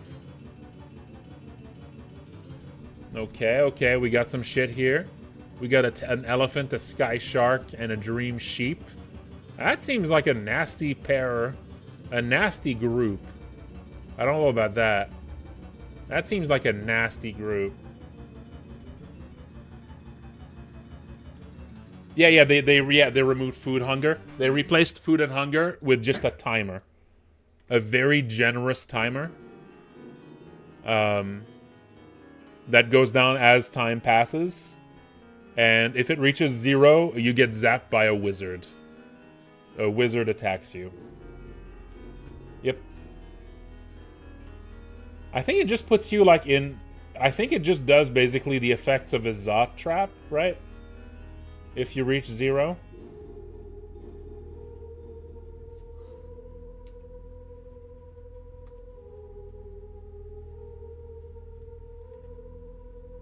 Okay.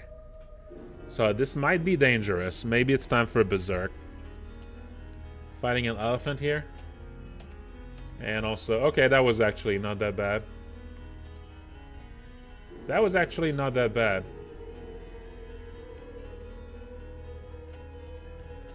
And I get a wand out of it. Neat. That was not that bad. I think I can get rid of my Ring of Intelligence. If intelligence draining is no longer a thing, I don't need to carry a Ring of Intelligence with me. I had 2 even. Yeah, I had 2 Rings of Intelligence.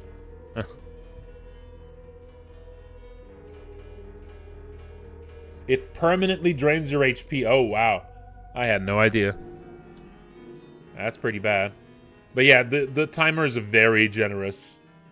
Like, it really is only a problem if you're really, really abusing the rest mechanic. Yeah.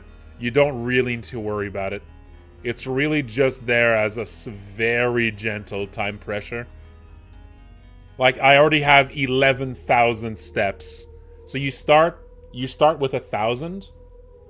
The timer is just 1,000, and every time you go down a floor, I think it goes up by 500. Yeah. You got plenty of time. Yeah, it is not a strict timer at all. It might start becoming a bit more of a problem at like the end game when you're like revisiting old floors and stuff. That's when you might start losing some, but like you're gonna have so much accumulated by then that it's not really gonna be a problem. Okay, we got our first Hydra. This one's already got 6 heads. That might be dangerous. Okay, let's go Berserk. Yep, it's just dead. Never mind. That was not a problem. Yep, at this point I just completely out-damage its regeneration. So this was not a problem. Yep. Wand of Flame. There you go. With the Wand of Flame, I think that if this was a problem... Oh, this is a Death Yak. Death Yaks are pretty nasty.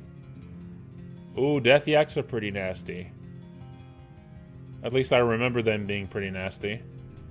I guess we'll see if they're still nasty now. Komodo Dragon. I mean, I got poison resistance, so I don't think it's a big problem. Do they do poison attacks? Oh, no, they don't even do poison attack. Okay. What about the Polar Bear? Threat high. It can do Berserker Rage, but so can I. Okay, that's not too big a deal. I think I'll just go Berserk. I'll just go regular Berserk here. I don't think I need more than that for these guys. The Death Yak is no joke, though. But yeah, Berserk is going to do it. Berserk is going to do the trick. We got a frog. Okay, yeah, the lair is no problem. The lair is no problem at all. Although, if I remember, lair 3 is a pretty sudden jump in difficulty. So I will probably need to be worried about that. Was it lair 4? I forget if it goes to 3 or 4. But yeah, the thing about the lair is that it is a hub of a few other side dungeons, and those side dungeons have the first runes you can collect.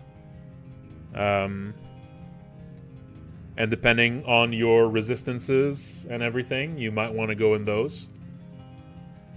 I think I'm in a good position for most of these, right? I think I'm in a good position for most of those branches. Yeah. Yeah, I got resist poison, resist corrosion. I don't have resist of electricity or negative energy yet, though. But this, I mean, resist poisons, I think, is like the big thing you want for most of these. And resist corrosion if you go in the slime pits. I got both, so I should be okay, I think. Yeah, I got really lucky on some items here. Yeah. I got super lucky with some items here. A wave of frost. There's an ice cave on this level. I don't think I've ever been to the ice cave. I have 2 cold resists, right? So maybe I can do that. Yeah, I have 2 cold resists. That's probably enough to go to the ice cave. Do we have a third nub of cold resist here?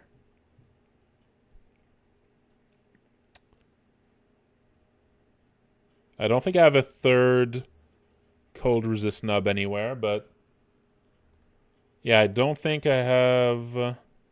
Yeah, I think 2 is the most I can have right now. But I think 2 is probably enough, right?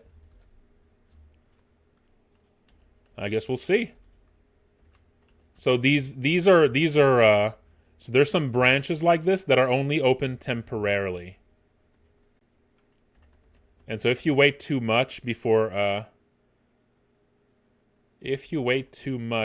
finding and entering those, they're lost forever. So you kind of want to be careful not to miss your chance. You hear crackling of a very distant melting archway. So that tells you that like every time you get these messages, that tells you that it's a little closer to ceiling. So you want to find it.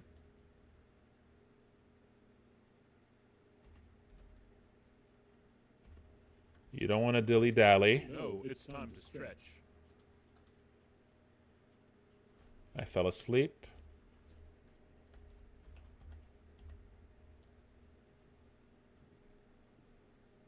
Oh, very nearby. Okay, I think I'm close to it now.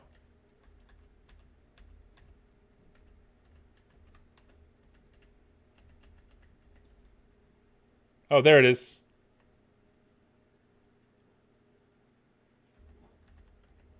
So I don't know how much time you have to get here, but I think I'll just enter because I don't know how long I have before it. Maybe it shows you here. Archways gradually melting away. Yeah, I'm not sure.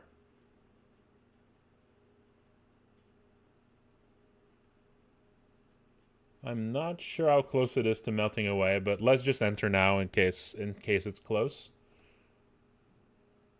Okay. We got some simulacrums over here. No. So I've never been in this. Oh. Okay, there's ice statues, and these are like...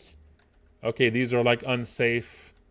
Yeah, these ice statues just zap you if you get close, I guess? Can I kill them?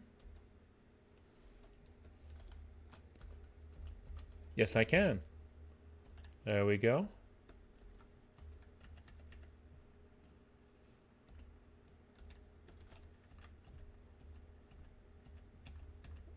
There we go. Destroyed.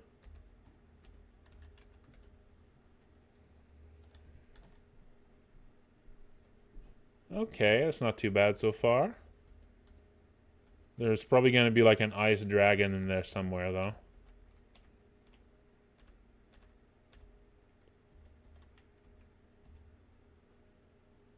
Harpy simulacrum. Anaconda simulacrum. Level 13, alright. Two-headed Hydra simulacrum.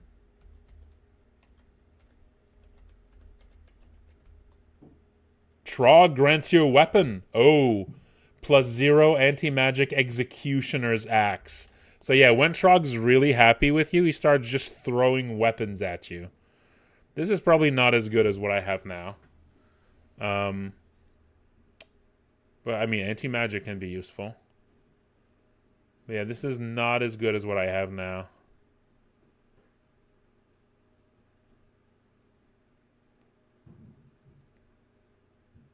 Yeah. Damage rating 44. But it has Slay. I forget what Slay does.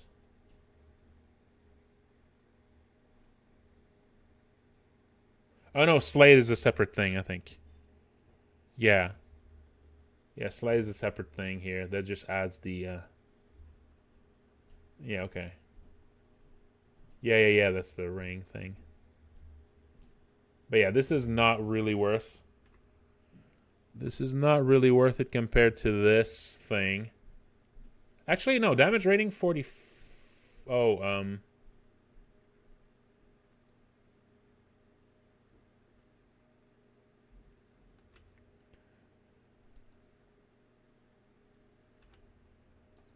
It's actually equal.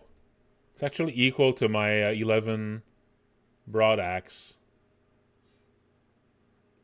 No, you don't need to unequip it. It just tells you the number if you equipped it. So this is, I mean, like, it's not as good because it's just anti-magic. But, you know, if I'm up against a wizard, this would actually do the same damage as the weapon I have now. So it's, like, not a bad one to keep. The delay is way higher. Oh, yeah. So it would be what's much slower. Attack delay is 1, though. Attack delay is 1 instead of 0.7.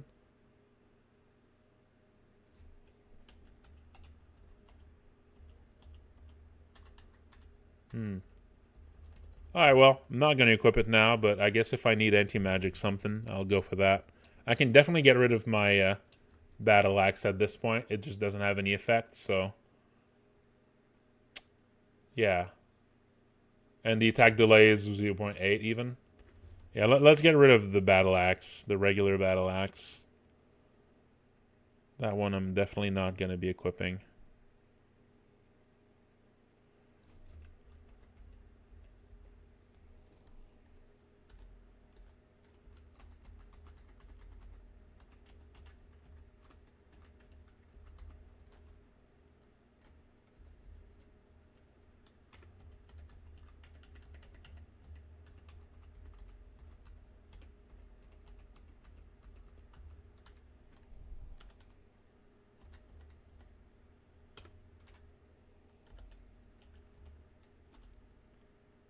Oh! I think that was Torment, right? Yeah, that's a Necromancer doing Torment. That's pretty nasty. Okay, that's dangerous. Let's go for Heal Wounds, Trog's Hand, and Berserk. There we go. Whew. Yeah, so that's the danger of Torment. You really want to get yourself something that can protect you from... 4 scrolls of enchant armor? Holy shit. That's pretty good. I don't think I can use enchant armor on my current, like, big suits of armor, but I should be able to use this on other stuff. Alright, that was it, I think. Alright, that was good. I mean, for those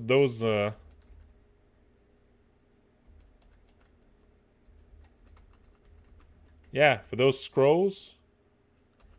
Yeah, I can improve a bunch of my items. Okay, let's go back. I think that's all. That's all there is here. Okay, let's go back out. Yeah, that was good. That was good to get to. Let's keep exploring. Okay. Got some polar bears.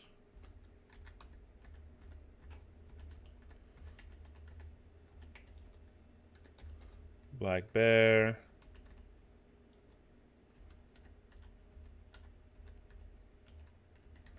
Polar bear.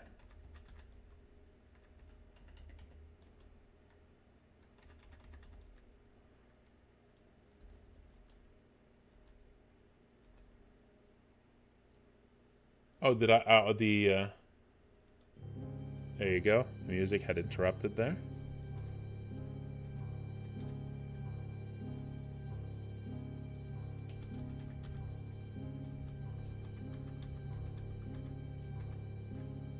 Oh. Oh, that was dangerous. Electric heel. That was a little dangerous.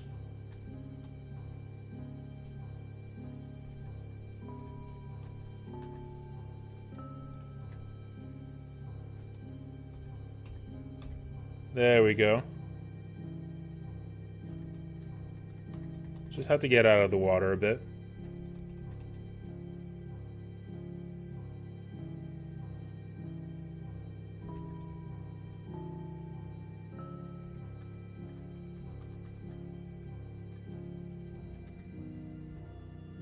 Okay, that's the shoals. I forget what, you know, what you have to look for to have a good, to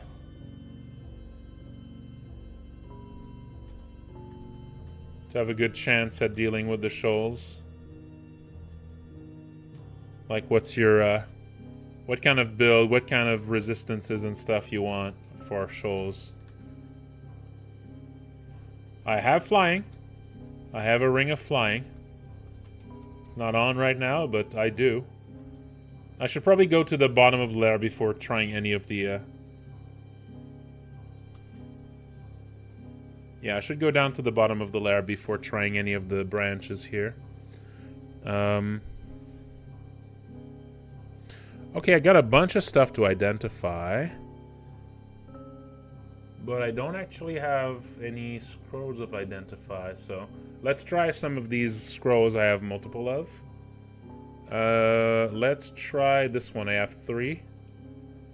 This one, a scroll of fog, alright. And then this one I have 2 of. A scroll of revelation. Okay, that just shows the entire map. Okay. I have some potions here that I have multiple of. I don't know if there still are, like, some potions that are super negative when you drink them. So I don't know if I don't know if, like, it's worth the risk of drinking random potions when you have multiple of them. Or if I should just wait for identification. Okay, you can blind quaff mostly safely now. Okay, okay. So stat drain potions are gone. That's good to know. Okay, let's drink this viscous black potion. That was a potion of mutation. Okay, that was probably the worst one, right? That's probably the worst one to pick at random. You feel less energetic. You feel resistant to cold. You feel agile. Iridescent scales grow over part of your body. Okay. So I have a pair. Okay, yeah. Iridescent scales, AC +2. Agile and cold resistant. But magical capacity is low. Yeah, who gives a shit? That's pretty good. That was basically the best. That seems like that's basically the ideal. Like, that is just good. What I just got there. You know, that this seemed to be... This seems like it was basically the best thing that could have happened. Yeah. Okay, strength did go down by 1. That's not as good. But intelligence going down by 1 isn't a big deal. Agile +4. I'll take that. And 3 is now red. Is it still any kind of risk to have low intelligence?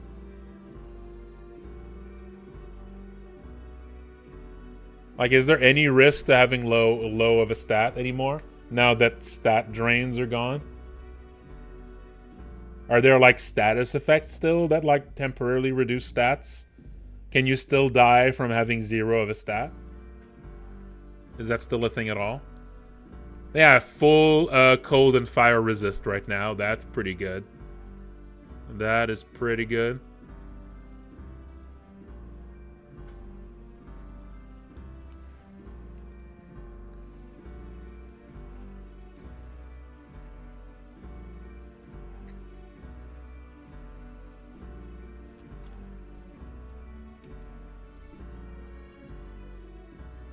Okay, at zero intelligence, you can't read scrolls. Okay. So they removed death from stats then. They removed stat death completely. So that kind of limits how bad it is to lose stats. Okay. I mean, being unable to read scrolls is pretty bad. That is pretty bad. It's definitely, you know, scrolls are a very good panic button. Alright, let's go down one more floor. Or maybe I should drink another potion here. I got 3 of this one. Let's try it. Red film covers your vision as you go berserk. Alright, just potion of berserk. I don't really need that.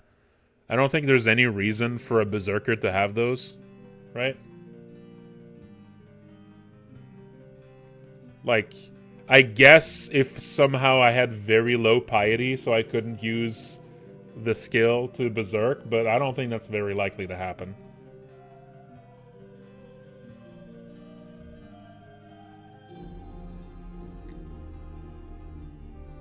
So I feel like I can probably get rid of the Berserk Rage potions as a berserker.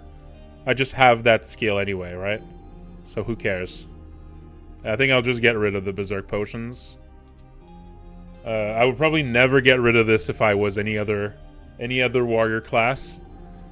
Okay, let's drink. Oh, I can't drink anything right now. I'll have to wait. All right.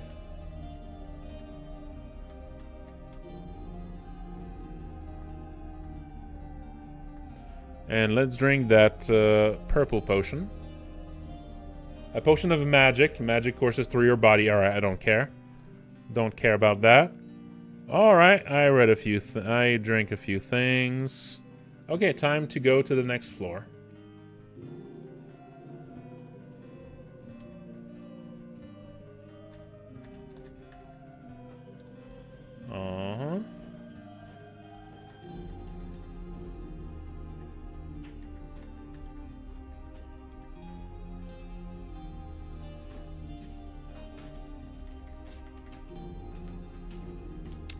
Okay.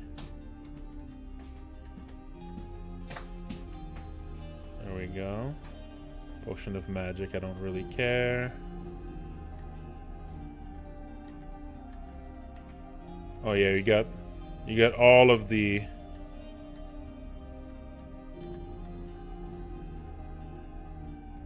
you got the giant throngs of animals now.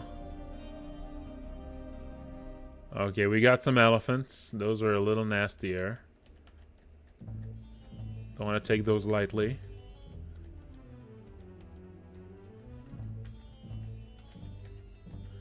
So the big thing that axes do is that they cleave, right? So when you have an axe and you fight on multiple enemies at once, you can hit multiple at a time. That's like the big thing axes give you. So you're pretty good at fighting multiple enemies when you're using axes. Still something you want to avoid doing if you can. Alright, so what we got here? The snake pit. Alright. Snake pit is definitely a good one. A +2 broad axe of flaming. Sure, I'll keep that around. I'll keep that around. Fire damage is good to have. Fire damage is good to have.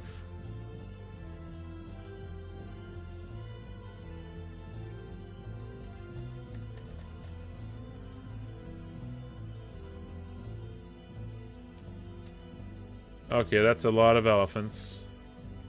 Let's try to not fight them all at once.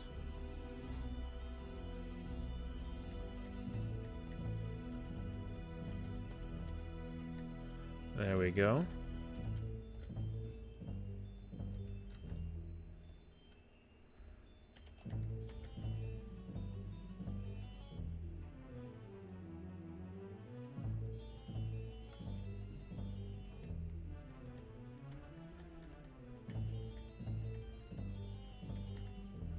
A basilisk. Oh.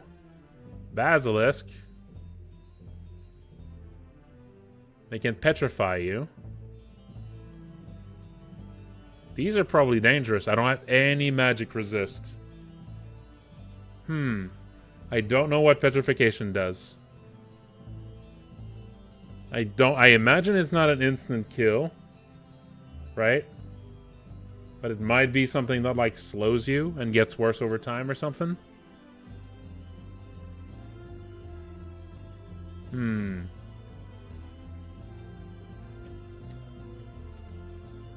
There you go. Okay. The basilisk looks as sick as possible. That's funny. Alright, let's do a little stretch break, folks. Let's do a little stretch break. Ooh.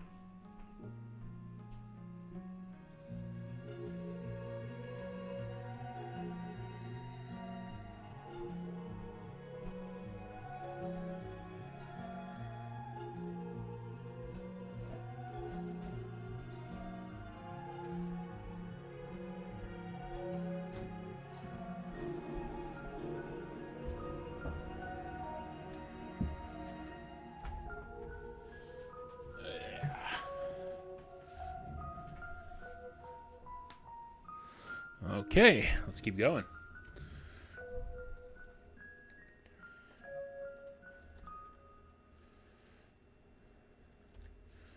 I don't know if mutations are so good that you should just use every potion of mutation you find, or, you know, or if you should be careful about them.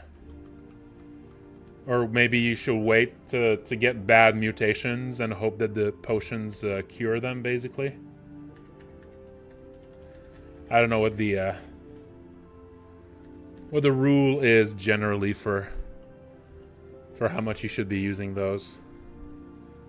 I was extremely lucky with the first one I used, so I don't want to squander that luck.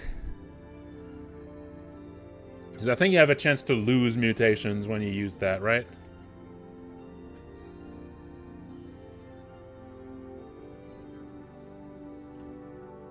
Right, yeah, that's what I'm thinking. Like when you start going in the abyss is where you get a lot of bad mutations. Maybe the slime pits too?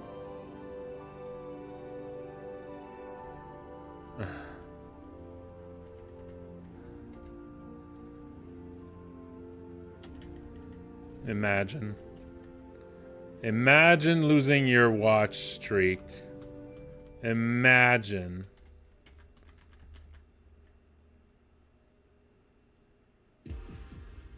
Okay, they don't do malmutations as much anymore, the slime pits.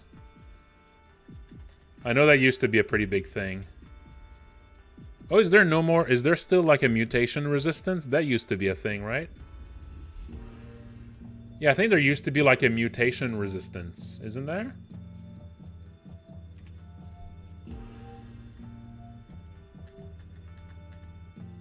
Oh, yeah, death yaks are bad. Death yaks are bad news. Let's go Trog's Hand and Berserk.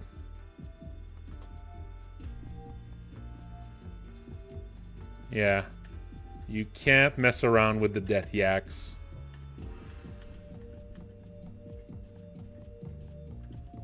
You cannot mess around with the death yaks. They will mess you up. Okay, there's still mutation resistance, but they're a much more rare thing now.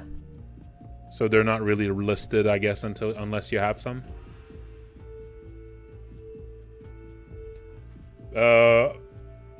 I just grabbed whichever I could download easily on the site. So it's 0.33.1. I downloaded it yesterday, so whichever is most common, most recent, I guess.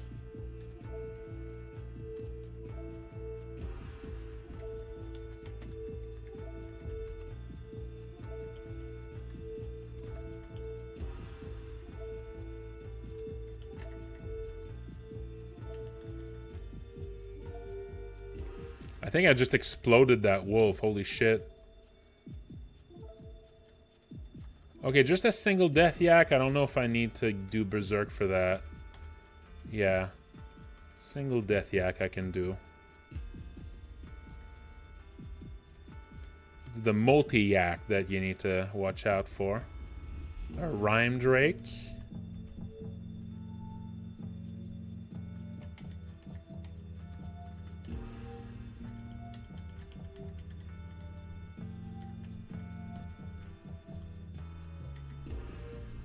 A lindworm.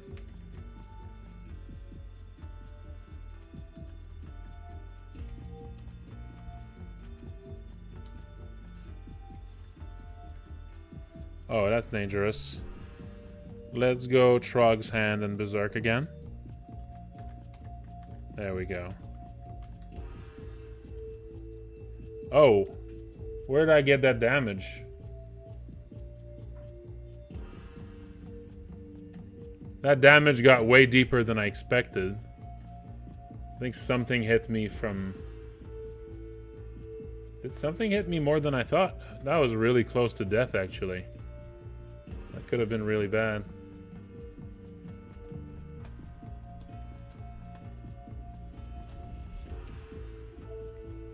That could have been pretty bad.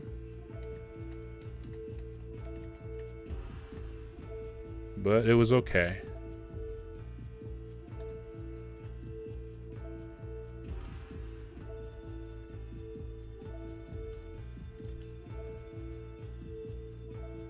Hell rats.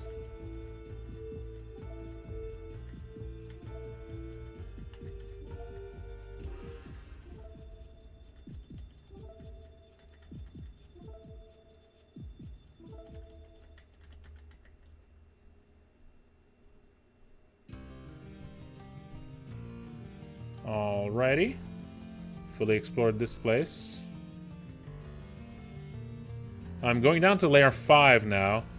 Yeah, I know the final level of lair is much nastier than the others. But I think I should still be okay. Okay, I got some extra scrolls I could be trying. Oh, I have some scroll of identification now, actually. So let's identify those 2 scrolls here. Vulnerability. Scroll of vulnerability.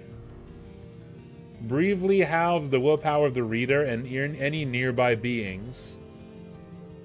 Okay. So I don't know if that's really useful to me. I don't really do magic, although it might still make them... Like, magical effects might include some weapon effects, I guess. So it might still be useful for certain things. Yeah, I don't know. Let's identify something else. Should I be... let's see. Should I still stick to scrolls, or... Yeah, let's identify scrolls. Scroll of blinking. That's useful.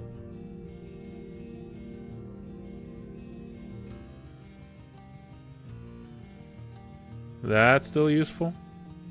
Alright, anything else I could be using here? Not really. Alright, let's go, let's go down here. This is the final level of the lair, where I should be finding the slime pits entrance. There it is. There's the slime pits. There's a rune there. There's a rune in there. And we got ourselves a basilisk and a few other things. Let's just wait for these to get close.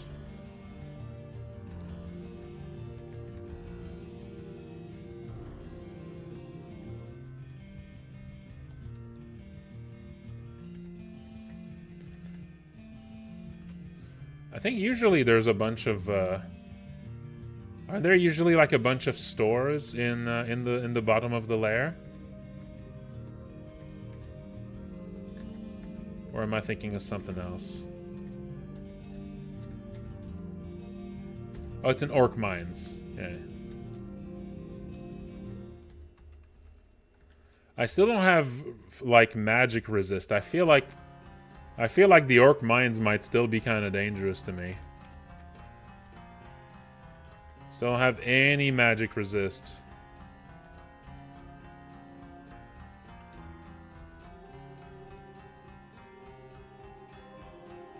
I fell asleep.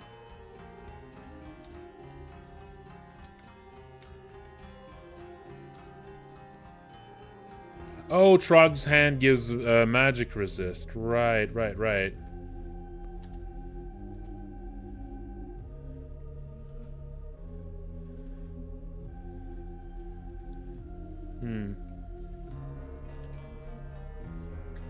Let's just go berserk here.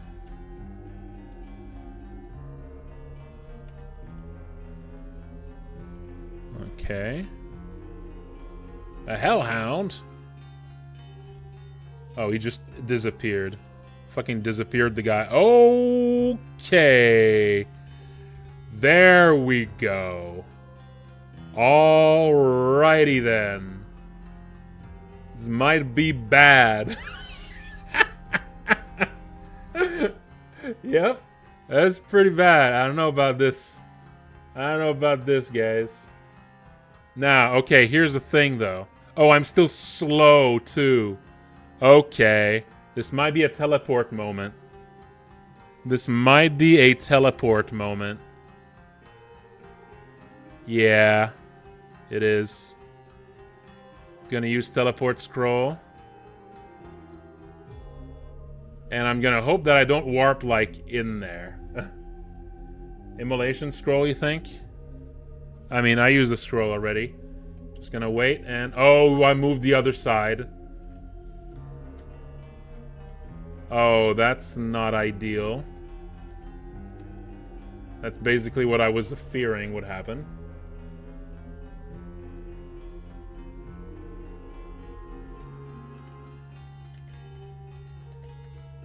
Okay, let's just wait here for my Berserk to come back at least. It's dangerous to go into the darkness when you're fleeing from a giant group of enemies. Okay, I've recovered from my Berserk Rage at least. So I could go back into Berserk mode. So I'm already slightly better equipped to deal with this. I'm gonna wait for some of them to just kind of get to me here.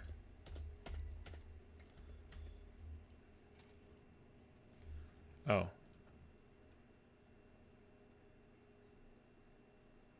Let's get some dungeon synth. Let's get some dungeon synth to follow up to this. There we go. Oh yeah, I can yell. Yeah, that might bring a lot of them though. I think I might prefer to have just a few of them get into view. I feel like yell is a bit more dangerous when there's a lot of them. And I am also close to a big darkness. So you never know what could be in here. So yell, I think, would be a bad move in this case. If behind me is mostly known area, I feel a bit more safe in doing something like that. But in this case, there's a lot of unknown behind me. Oh, and there's a named guy too, Urug. Okay, Ice Blast Wand. I have full resist of that at least. Yeah, oh.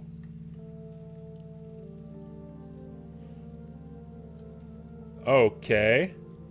I don't know what just happened there. I'm gonna go Trog's Hand, Brothers in Arms, and Berserk. Yeah, let's go all in. Let's go all in on that. There we go. That's what I'm talking about. Yeah. Yeah, when you go all out, makes a big difference. I don't know if with my allies kills things, if it counts as me killing them. I think so. Okay, yeah, that made a scary thing a lot less scary. Okay, we got here a +5 Evening Star of Protection. That seems pretty good.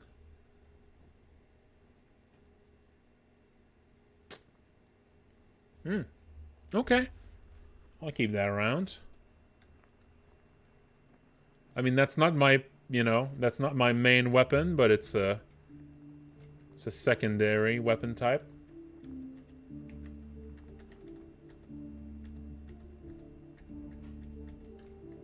Okay, I feel like I've killed maybe half of them with that.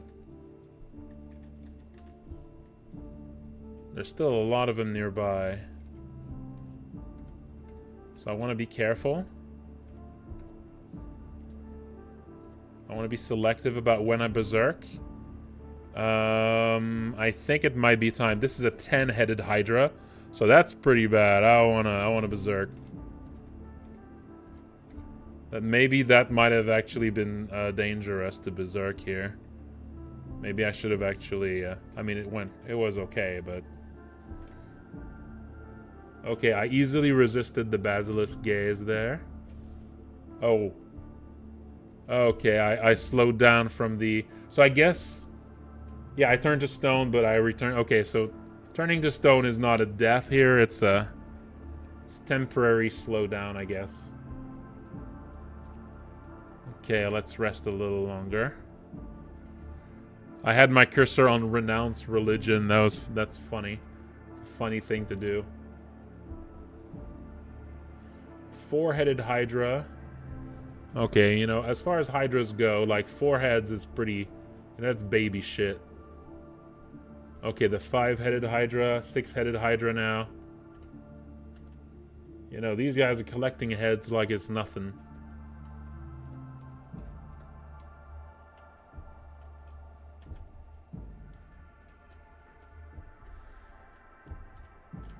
Okay.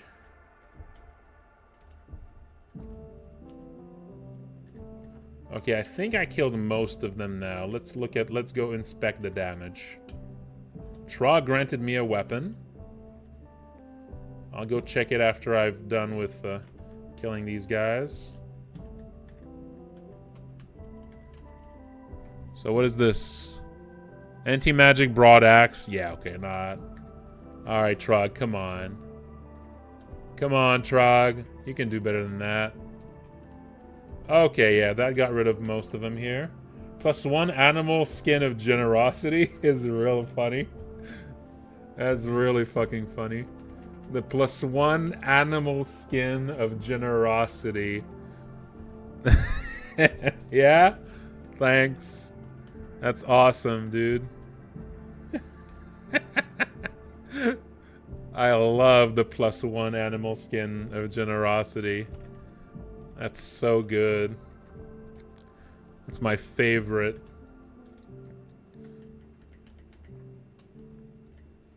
Oh dear. Oh dear. Alright, there we go.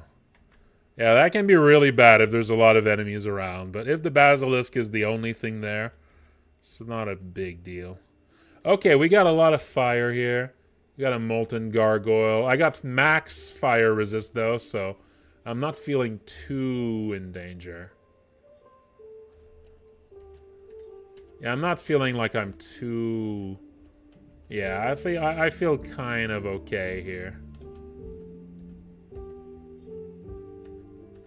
Yeah, I'm feeling kind of okay here. I mean, here it's a little more dangerous there, but just wait here a little bit in this little nook, this little protective nook. Let's wait for the black mamba to get to me. Just wait for them to get to me. Yeah, with the ring of the ring I got, waiting for people to get to me is can sometimes be the safest course of action.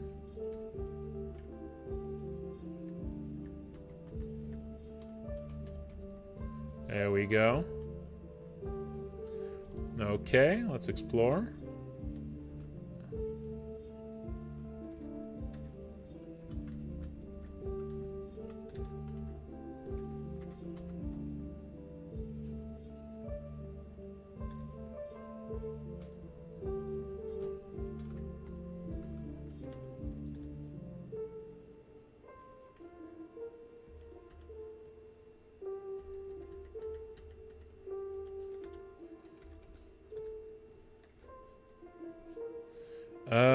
Let's maybe use that wand of flame to zap this thing.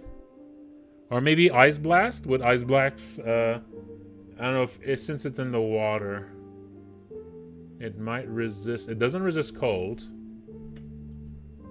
And I have more Ice Blast stuff.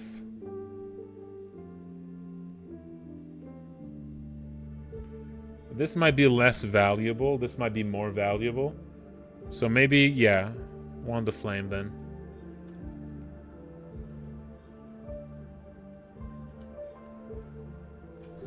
I don't know if that killed it. Yeah, it killed it. Nice. Okay, yeah, Wand of Flame is the way to go. That's just a cheap ranged attack. Hellhound is nearby.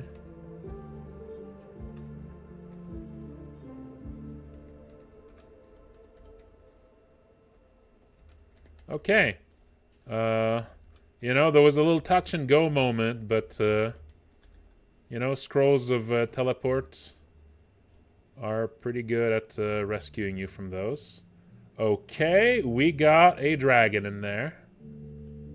We got a fire dragon in there and glowing leather armor, a bunch of gold, scroll of blinking. All right, I think I can probably fuck up this dragon, no problem.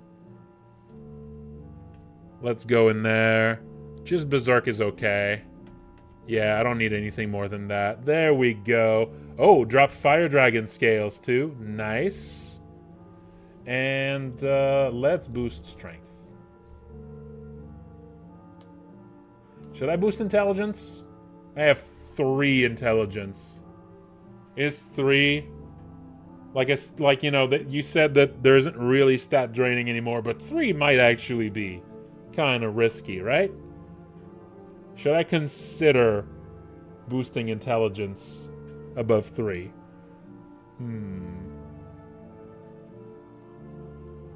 Should I consider it? Or is 3 still basically safe?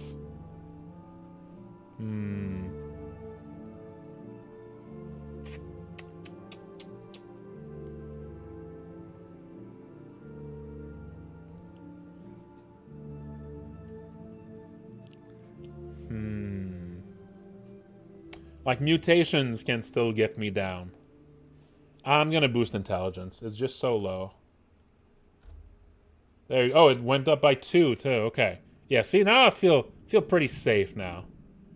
I feel pretty safe with 5 intelligence. Over here, we got fire dragon scales.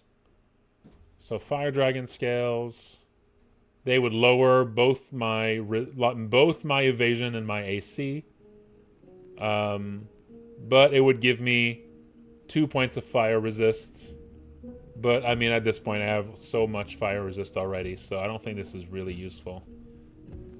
I could upgrade it though. I can actually enchant this, and I don't think I can actually enchant any of the stuff I have now. And I have a bunch of enchant armor scrolls, so I could think of it as something I could enchant further. But for now, that's not that much useful. But you know, I have free space, so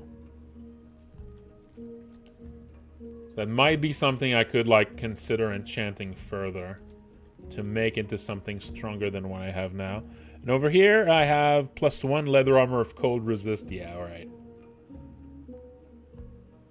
Yeah, artifacts, but that fire dragon scale is not an artifact. Yeah. So I could enchant that. Okay, so yeah, the dragon scale is what I meant. I was talking about it in terms of like why I might want to keep it, because even though it is weaker than the other stuff I have, it is, however, enchantable. So it's potentially better if I can enchant it, but that would take a lot of items. So you know, it's not like completely worthless to keep, but it's not something I have any use for right now. Okay, now the choice now is what I do next. So I could go back up and go to the Orcish Mines, or I could do one of the lair branches. I still don't have any magic resist, so I'm kind of feeling like the Orcish Mines are still a little bit dangerous.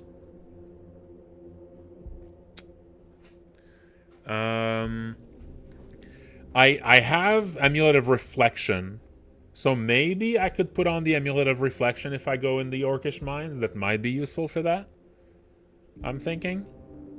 Because, yeah, Orcish Mines is all about just you're up against a giant group of enemies. You know? So, yeah, I'll go back out. I'll go back out of this. I'll go back out into the dungeon. Here we go. Okay. So I could keep going deeper in the dungeon, or I could go Orc Mines. So, is Dungeon 12 harder than Orc Mines? I feel like Orc Mines, I feel like it just kind of depends on your setup. I think right now I can probably do Dungeon 12. Yeah, I just downloaded it yesterday. Yep, they removed hunger, yes. But that's been for a while. Yeah. Let's do 12 for now and see if we get some magic resist that's gonna make the decision a lot easier. Do I have any scrolls I should be testing here? I have a few extra potions. I don't have any identify scrolls. Okay, let's keep going. Let's keep going. Okay, cache of meat. Spriggan skeleton. That's funny. That's a funny little bit. A Spriggan surrounded by meat. The Spriggans, I think, can't eat any meat, so this guy died of hunger surrounded by meat. That's fun. Alas. Alas. Oh, we got a Cyclops. Okay. Cyclops pretty brutal. Because these guys throw rocks, but you can just kind of... I'll just go back here behind the wall to force them to get closer. There we go, got closer. And, alright, yeah, no, not a problem. At this point, these guys are not too bad as long as you approach them carefully. We got a white ugly thing. Wand of Flames, okay, good. We got some vampire mosquitoes. And over here we got ourselves this guy. And okay, we got some gnolls. So part of the reason I've been playing this is that I've been kind of thinking about roguelikes a little. Because I'm kind of considering... spears are kind of related to axes.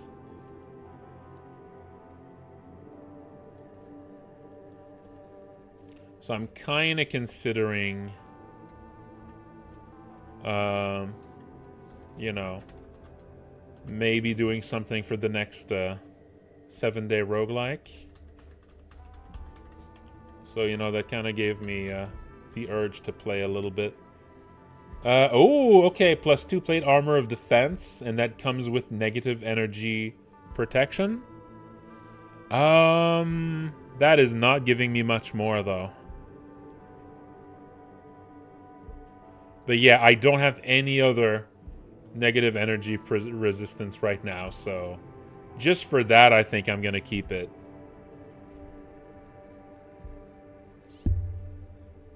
Yeah. +6 ring of strength is good. And over here, what's this? Portal to a secret trove of treasure. I've never seen this one before. Oh, okay.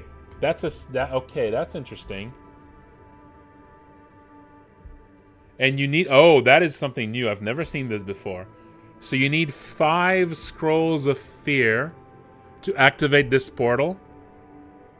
So if I find scrolls of fear, if I find at least 5, I'll be able to warp there. And it's going to give me a bunch of treasure. That's cool. That's fun. I like that. And there's a Tengu warrior.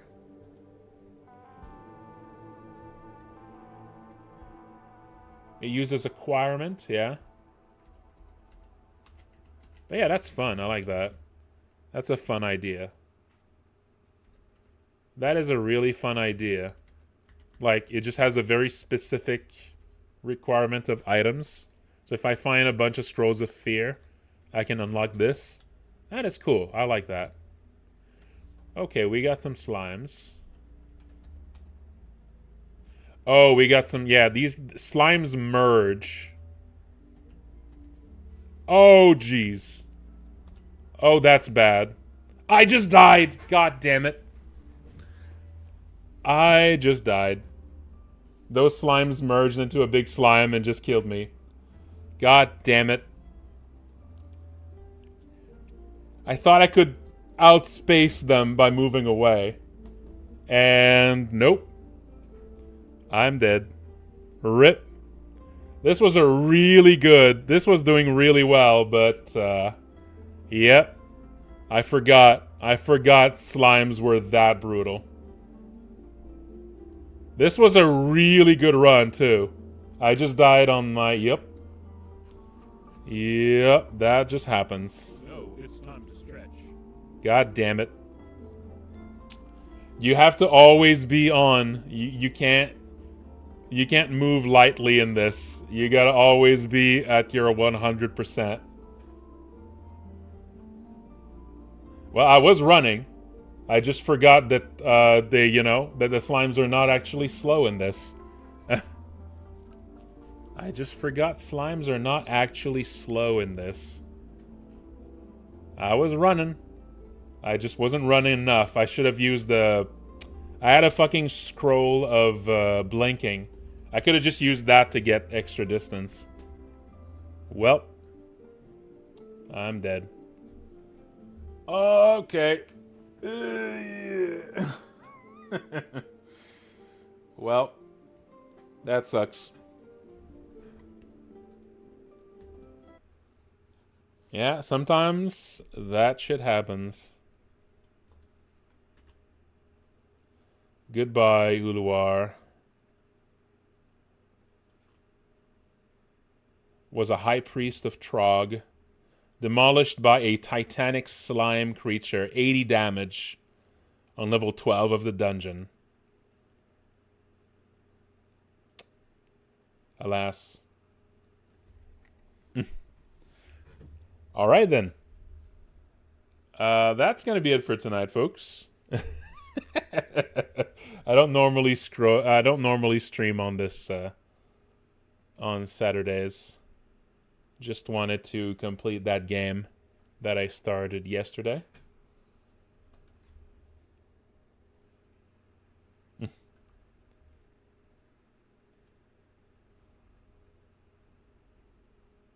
It is the afternoon. All right, thanks for watching, everybody. Let's see if there's anyone I can be raiding.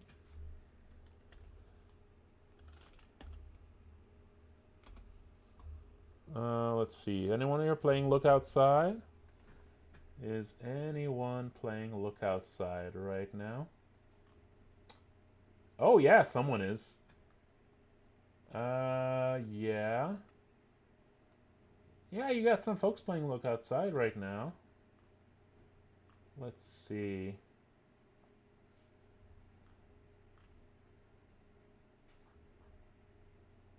All right, Sayu here is playing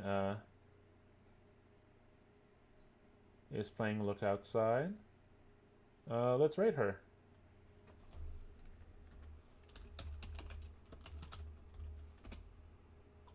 There we go. It's probably their first time playing, so no spoilers, folks. Yeah, thank you all for watching, and take care.